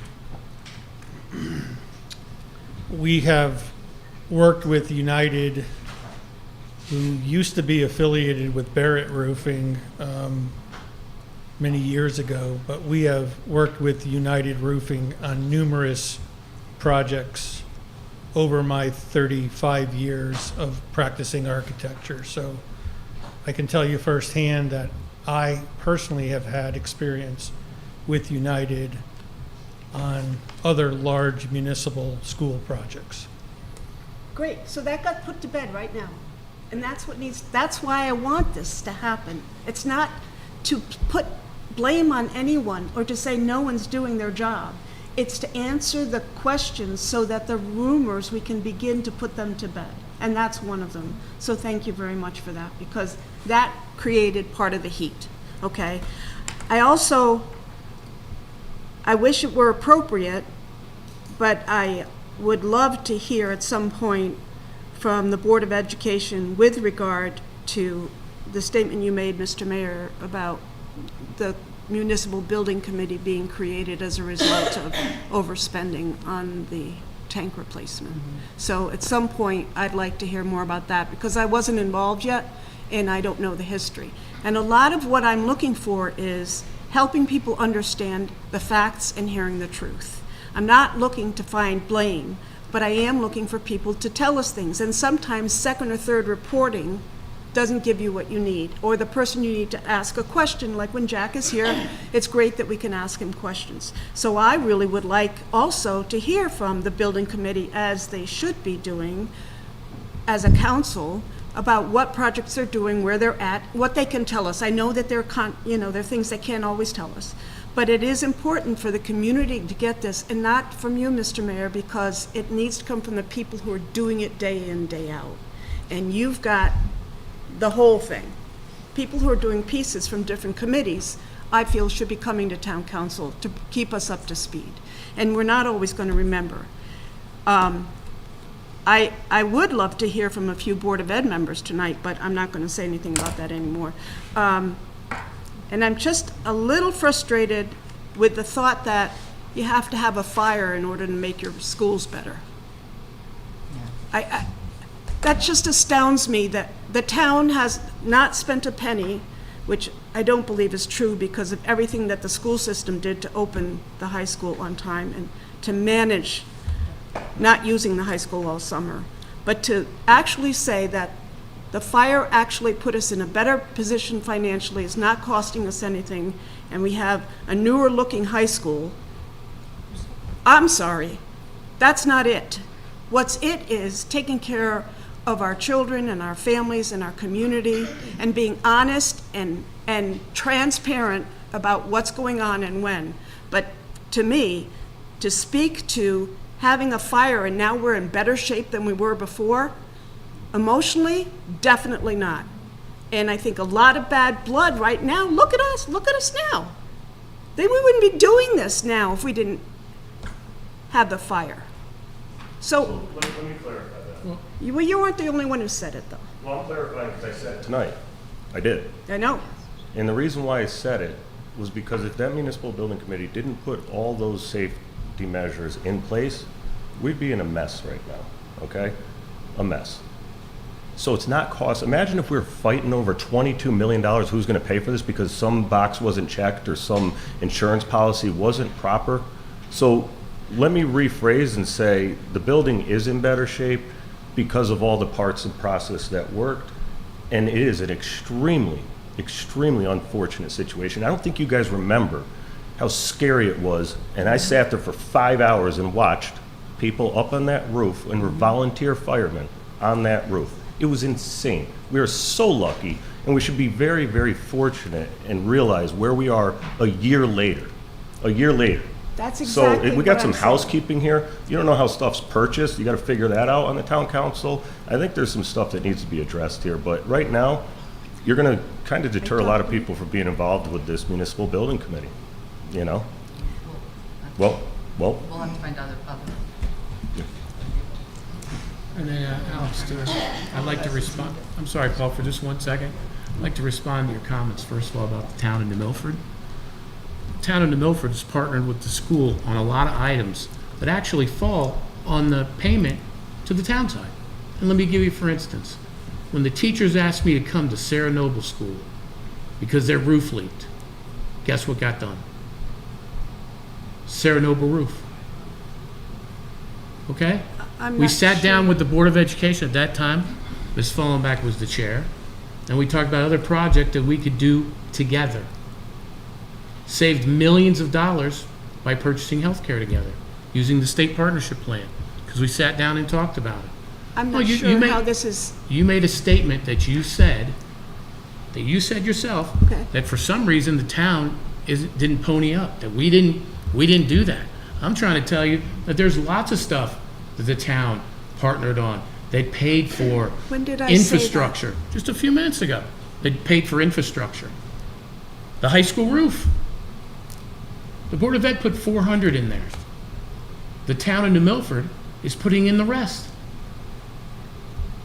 Why are we separating the Board of Ed and the town? I'm not separating them at all. You just did. You tried to save the town itself. The town as a whole is supposed to be together. That's what I said. We're supposed to be working these things together. That's what I'm saying. Adding these things so it can get into the minutes one way or a different way. I'm going to be honest with you. Moving forward, I'm going to check you guys on that. Because you're not going to come in, throw something in the minutes, right, that just is in there. Me personally, I am going to defend the position of the town. The town has done a remarkable job when it came to that fire. Hundreds of thousands of square feet. I was there. Okay? Tammy McInerney was there. Right? People were there. Okay? And to ask, whether it be the Board of Education, whether it be the town's firemen, whether it be all the other firemen that came around, the police, whatever, sitting down and as a group could never have gotten done ever. Jack can tell you. I'm sure that Mr. Cunningham, if he was here, would tell you. There was no bickering that day.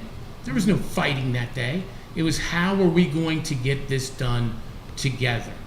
And we had to sit down and say, wow, we may have to put 100 pods in that parking lot. Cut electric lines. Could we? No, cut electric lines, Because it's everything gonna else, be the way it right? is. But we did it together. And to move forward, that's what we need to do. We need to get back to talking about the think- issue. Oh, I think Mr. Murphy Go has ahead. the. Paul? yeah.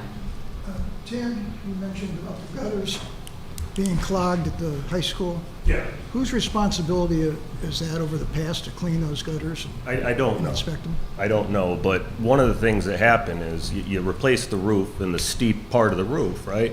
None of the water was coming in, leaking in the buildings in the middle of the rooms. It was all the outside walls.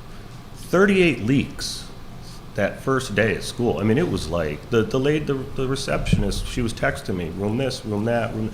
Mr. Manka, we went through moving people that first day. It was the biggest embarrassment you can even imagine after everything that happened that summer and the thing was leaking, okay?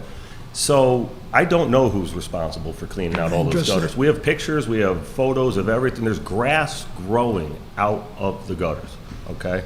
That's dripping over, going into the windows, into where the radiators are, and then the teachers would say, there it is. I've seen that for the past 5 years. I was blown away the first day of school, okay? So I don't know who's responsible for cleaning those gutters, but when those are filled up, they're segmented every 12 feet or 18, whatever it is. Ice clogs up because they can't drain, they sag, and then that separates the little areas between them, and you could actually see, I have about 20 emails saying, we gotta take care of the gutters, we gotta take care of the gutters, guys. Okay, I would drive by there, drive around the building when it's raining on Saturday or Sunday just to check it and say, no, we still have to take care of the gutters. Still have to take Jack, care of would you know who's responsible in cleaning those up? Is that DPW or facilities?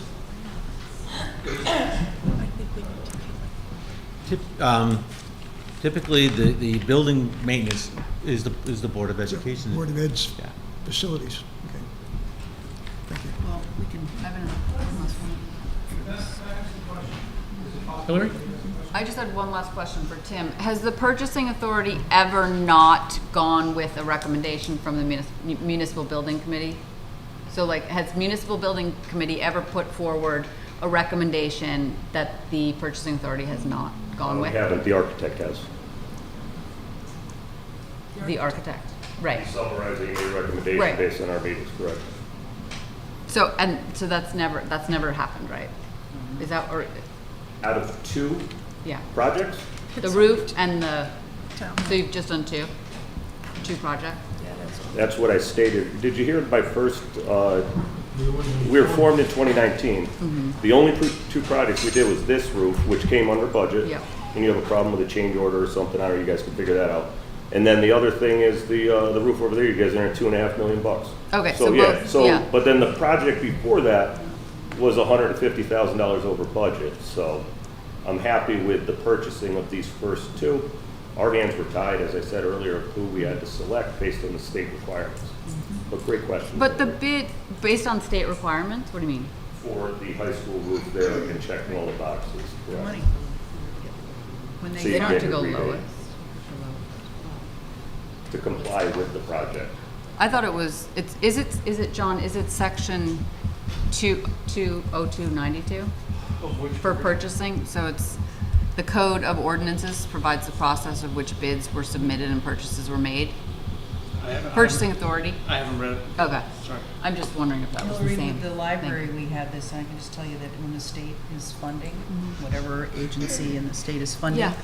that if you don't follow what they ask, you don't get your funding. It says, he brought it up, section 0292 of the Code of Ordinances provides for the process by which bids submitted, generally towns, so it's basically, it's saying the purchasing authority has the right to reject any and all bids. Correct. So, Sure. it But- gives the town leeway to choose Un- which bid they want. Unless the state of we are Connecticut's getting involved. funding, say for instance, a state project, that would either be the library or it could be the school. And then really it's the school, the funding from the state. They're the ones that are gonna kind of give you the guidelines of what they want so you can get the money. Yep. We've done the same thing with bridges. Yep. You remember the conversations ad nauseam we had about that, so. I think the. Pete, did you want to say something? I just want to ask a question about the clogged gutters, because everyone likes to talk about the clogged gutters. Is it possible that those gutters were clogged by the original damage to the asphalt shingles of the windstorm? Could those gutters, and by the way, you probably noticed it, it's like what was taken out of the gutters unclogging, but were they asphalt shingles and roofing debris that clogged those gutters, which happened in 2018? Pete, great question. The Municipal Building Committee, we actually asked Dean, because Jack and I, we were going to look at unclogging in the gutters later on during the project, but I had asked Dean that we do it earlier on. Dean, could you give an answer as to what materials were in these drains and gutters? There were a lot of gutter, well, let me step back. I personally did the field inspection on this roof to determine the scope for our firm. So I personally was up on the roof, walking the sloped roofs and the flat roofs, and observed the gutters that were clogged. There were definitely some shingle debris at some locations, but the majority of the debris was general weathering of over time. Dirt finds its way up on the roof and then it washes down per storm. There were literally plants growing in some of the gutter locations that we observed. Again, we called for those to be cleaned as part of this project, but definitely the gutters, I'd say more of them that were clogged from debris that accumulated over years, as opposed to the few locations that we saw shingles. Most of the shingle debris found its way onto the flat roofs and not in the gutters. I'm not saying there weren't some shingles in the gutters, because there were, but the majority of the gutter debris was years of accumulation of dirt, which eventually sprung plant growth up at a few locations. I just have one other question that may bring us back on, that is some focus. The roof itself, we're missing a few clips. So the main question I have is the roof safe?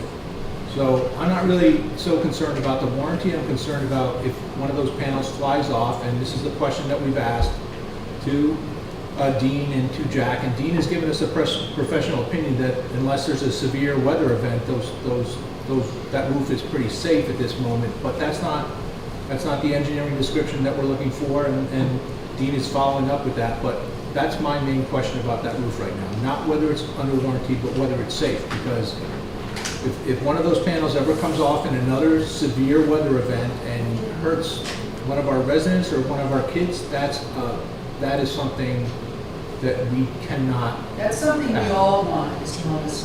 Not just you and the Board of Ed.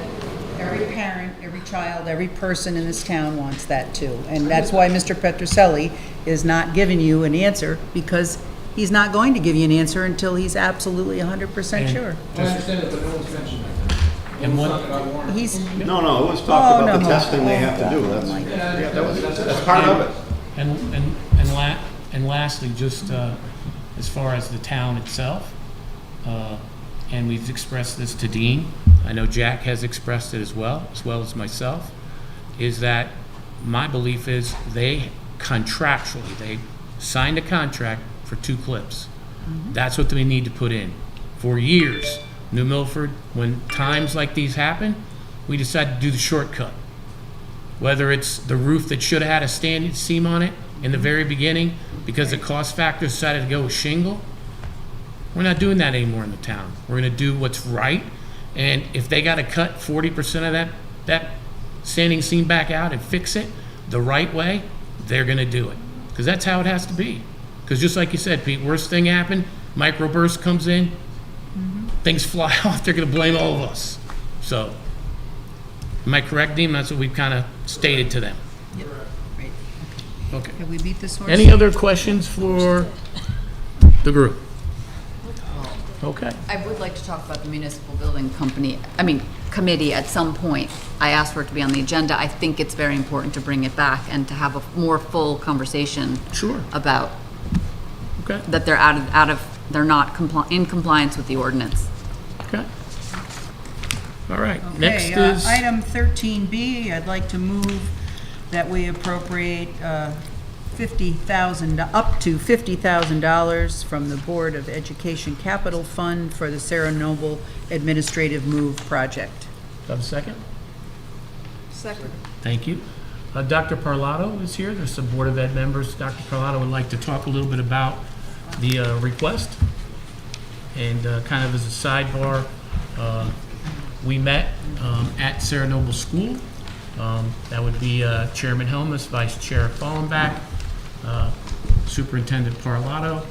We had Mr. Cunningham from Facilities, Mr. Beebe from the Municipal Building Committee, and myself.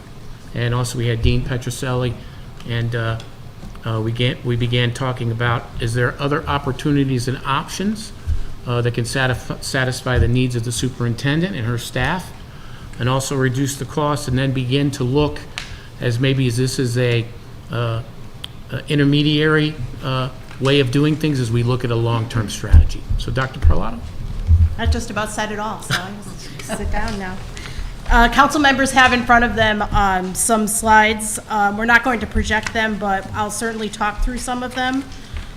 So what we'll talk about this evening quickly is challenges of the current office location that we have at Sarah Noble, a short-term or temporary office plan, the benefits of the short-term plan, thinking a little bit about a long-term plan, and then the status of the original request of $750,000.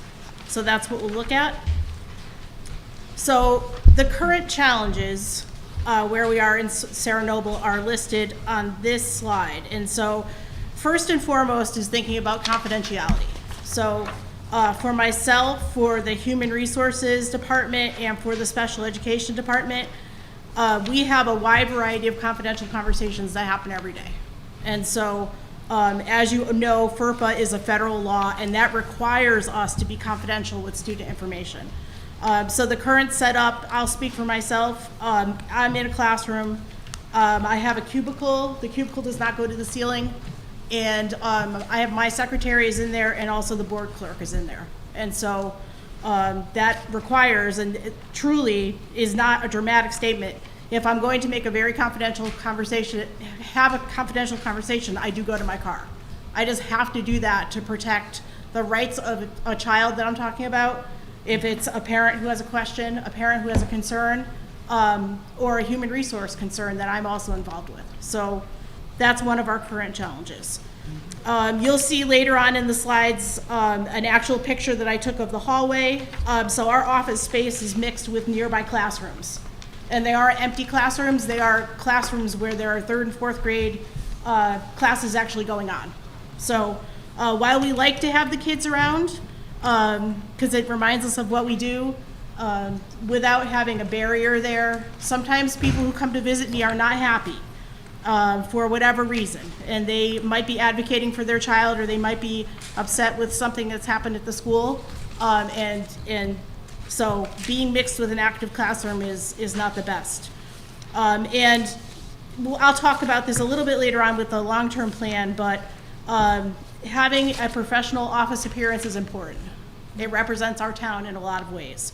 And so right now, you'll see it looks like a classroom. I like being in a classroom because I was a teacher, but now I'm a superintendent, and we have to have a professional office. So the next slide tells you about what the short-term plan can look like. So we need to create separation between, as I said, the office spaces and those active classrooms, and have a door with an alarm, so if somebody tries to go through it, then a sound will be made. To achieve our confidentiality, we have to add 2 rooms. So right now we have an existing footprint at Sarah Noble of 8 rooms between the 2nd floor and the 1st floor. So to achieve our confidentiality, we are able to capture 2 more rooms.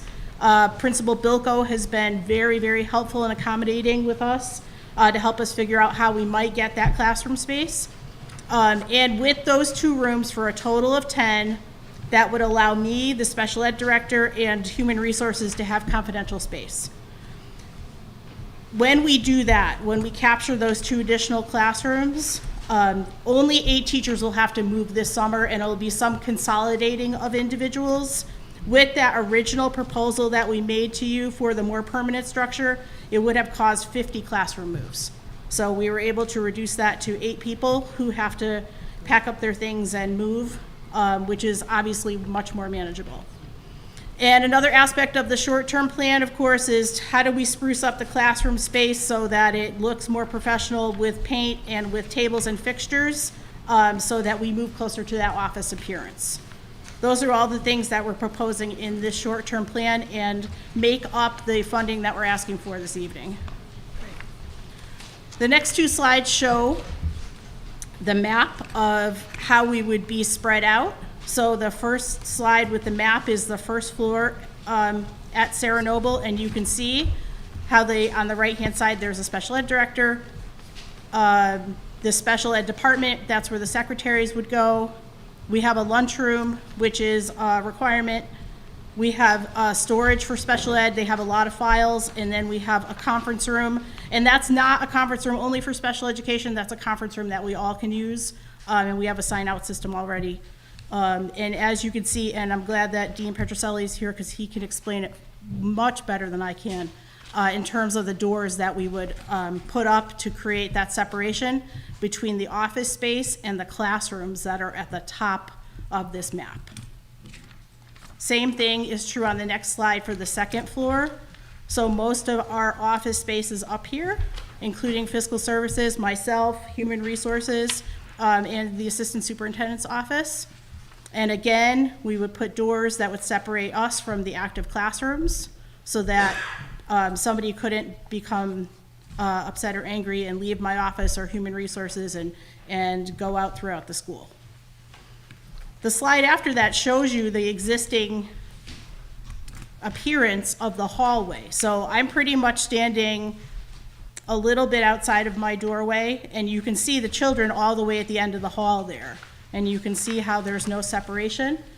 So with the short-term plan that we are proposing, we would be able to add some doors that would be able to block that off so that the office space would be separated from the kids.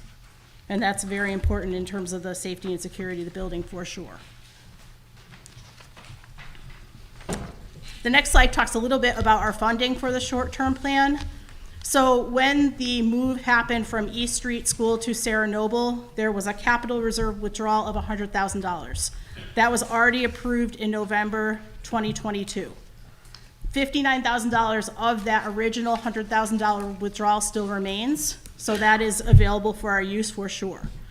This evening's request is for an amount not to exceed $50,000.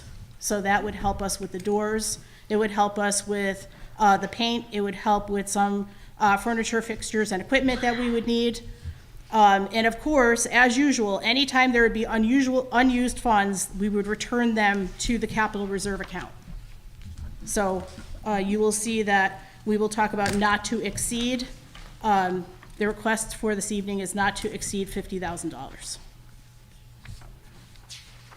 The next slide is less specific, right? But there are some points that I feel like I have to make. Truly, and I know that you know this, a permanent home for the New Milford Public Schools central office is necessary. So when I go back and look at the history a little bit, this has been a conversation since at least 1995.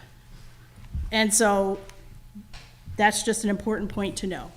As you know, the central office is the public representation of the school system. So when I hire someone, when I hold meetings with people from all over the state, they come to our central office. It represents New Milford. I know how important that is, not only for me, but for all of you, in terms of how our school district looks.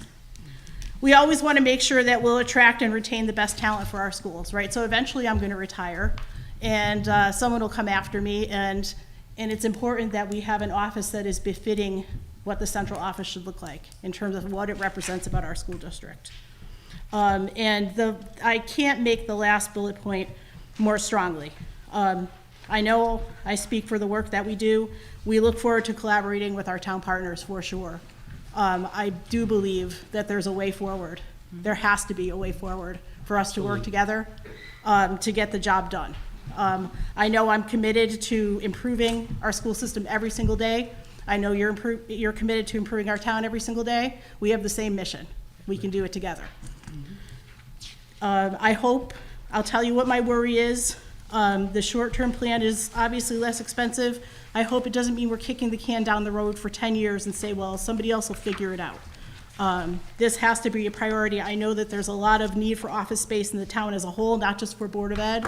So how can we work together to figure out a solution that works for everybody? What happened to the $750,000 plan? So in 2021, there was an enrollment study that was done by SLR, which used to be known as Milone and McBroom. That 2021 enrollment study did not take into account all of the planned housing units that we know about now and that may be planned for the future. So space may be needed at Sarah Noble for future increased enrollment. We have to be very aware of that. If we're going to put a permanent office space in Sarah Noble and then in 8 years we say, uh-oh, we're bursting at the seams, now what do? That $750,000 doesn't look like it was used as well as it could have been.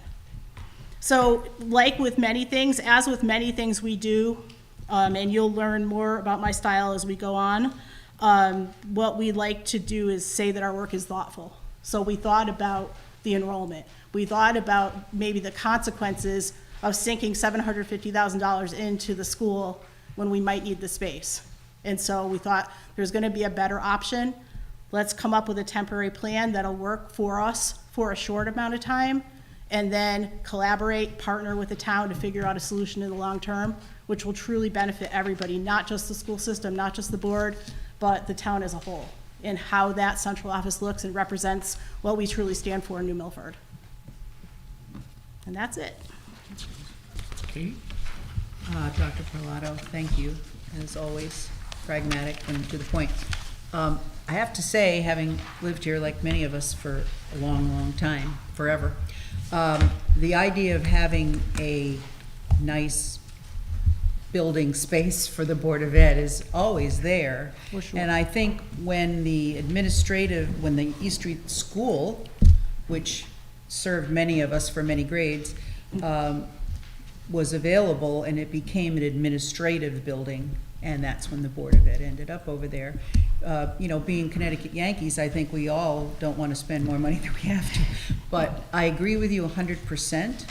I think everybody in this room would like to see our Board of Ed have a wonderful forefront for everything. I mean, and for ease of operation, safety, every single thing. And I do understand why you want to be with the kids too. Yes. So sometimes you might not be able to have that. No. But I think that I appreciate what you said here, and I appreciate your looking forward and saying right out what happened to the $750,000. So that's good, and I think the mayor is, and you know, we've had some discussion about some places for the future, but I'd like you to know that I personally, and I think our other council members, would like very much to have a place for our Board of Ed that you could call your own.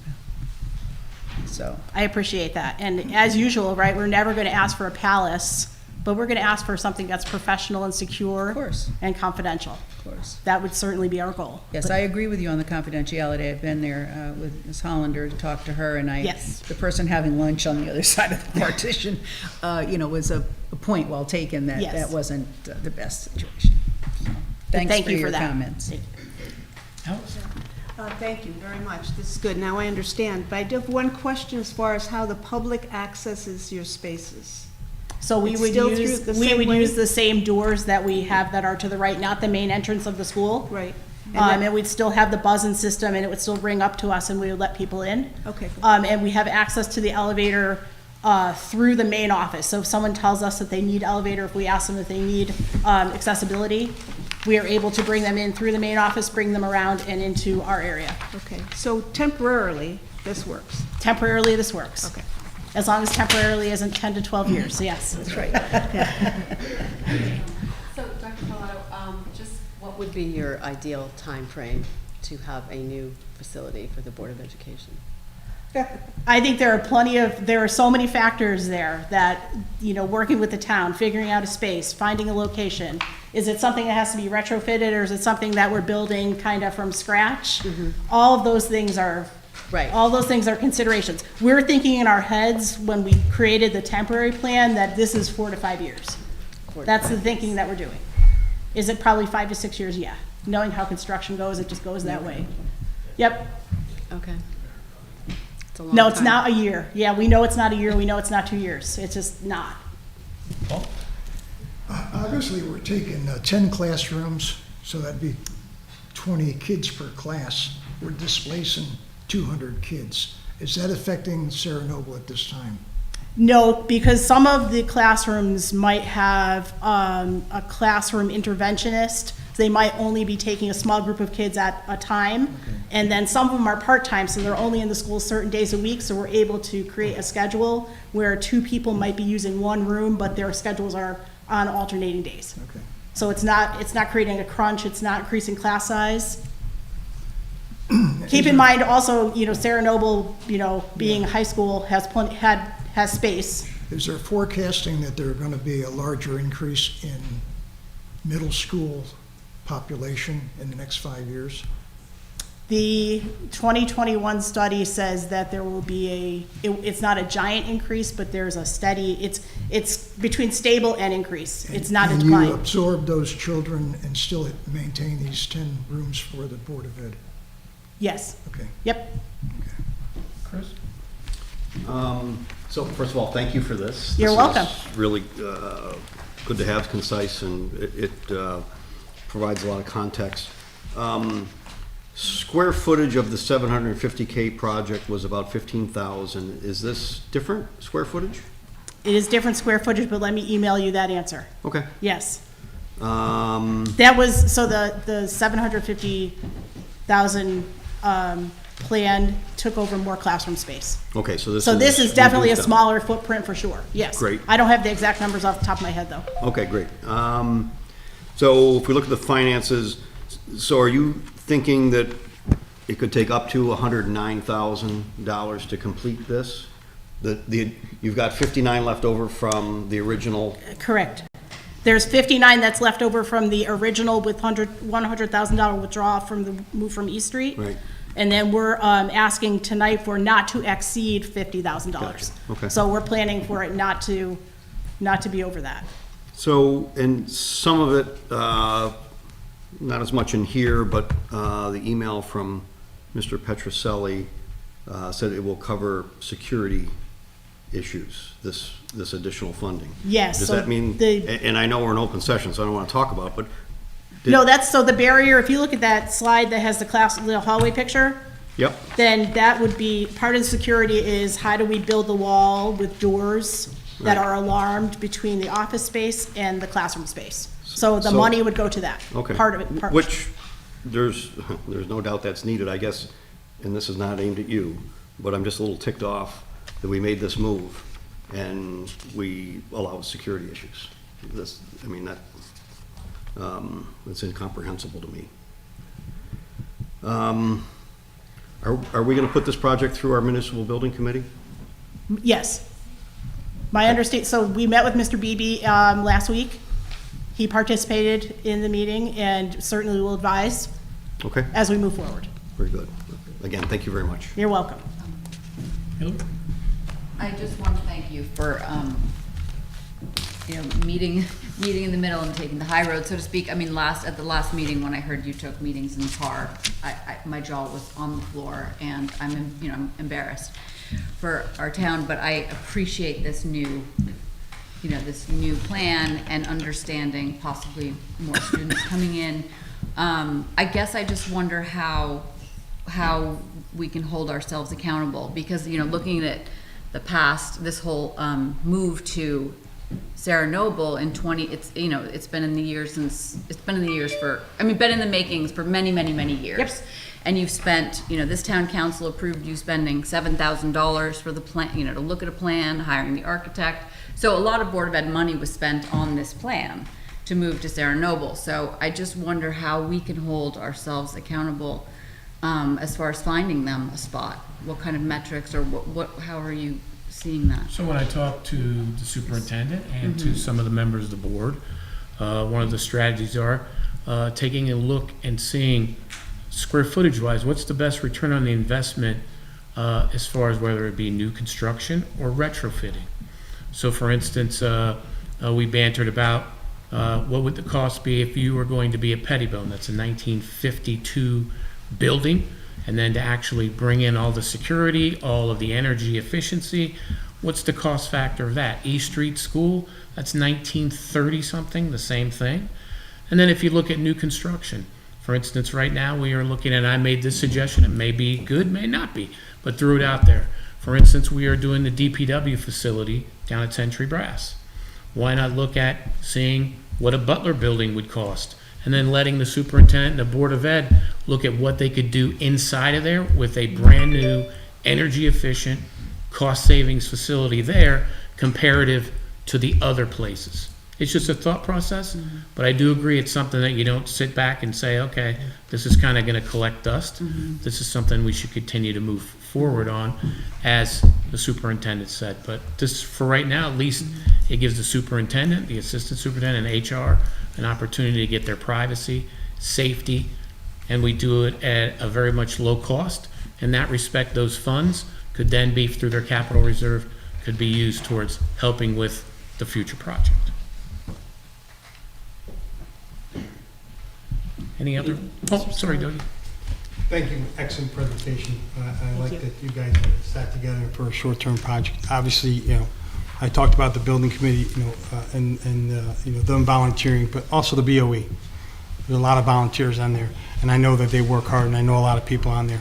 It's like a big family. We're all living under the same roof, you know, as a town. You know, sometimes we don't get along, but we got to find the purpose of doing that, like we did with the library. We finally got that done, and obviously we know there's much needed for you guys to have a facility. So I'm not going to be here forever, but I would love to see, you know, that done in the next 3 to 5 years.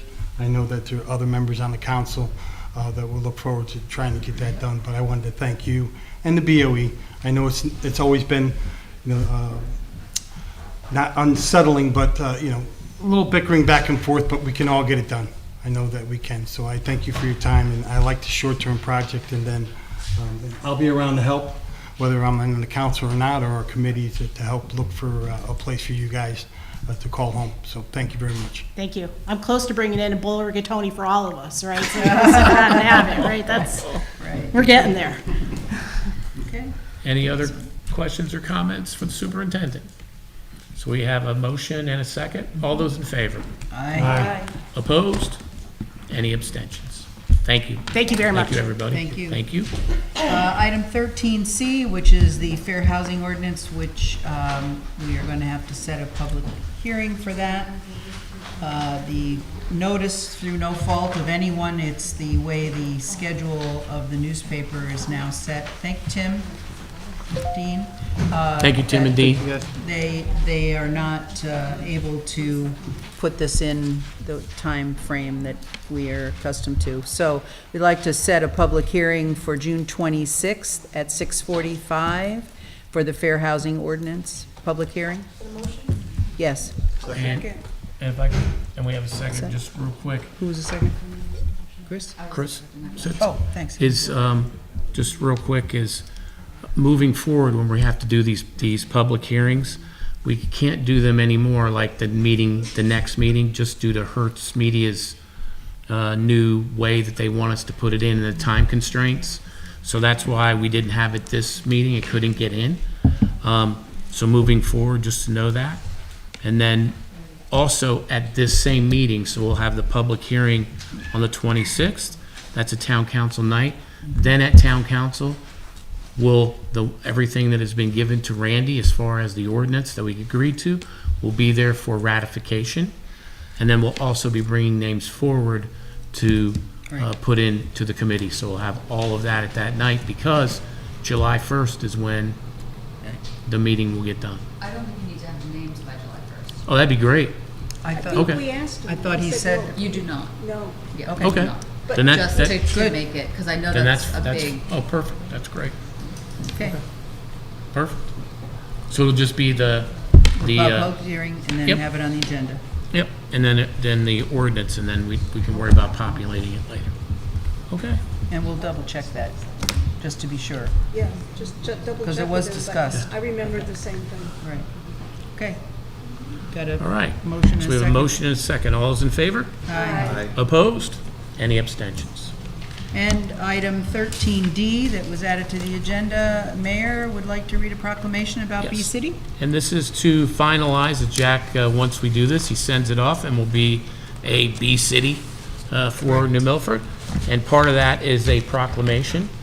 And it's, the proclamation would read, I, Pete Best, Mayor of the Town of New Milford, do hereby proclaim the City of New Milford as designated Bee City, USA, in order to enhance the understanding among local government staff and the public about the vital role pollinators play, and which each of us can do to sustain them. That's it. Awesome. Great. All right. And Jack, I'll get this in print to you, and then we can get it in, and the young ladies can get their silver certificate as well. All right.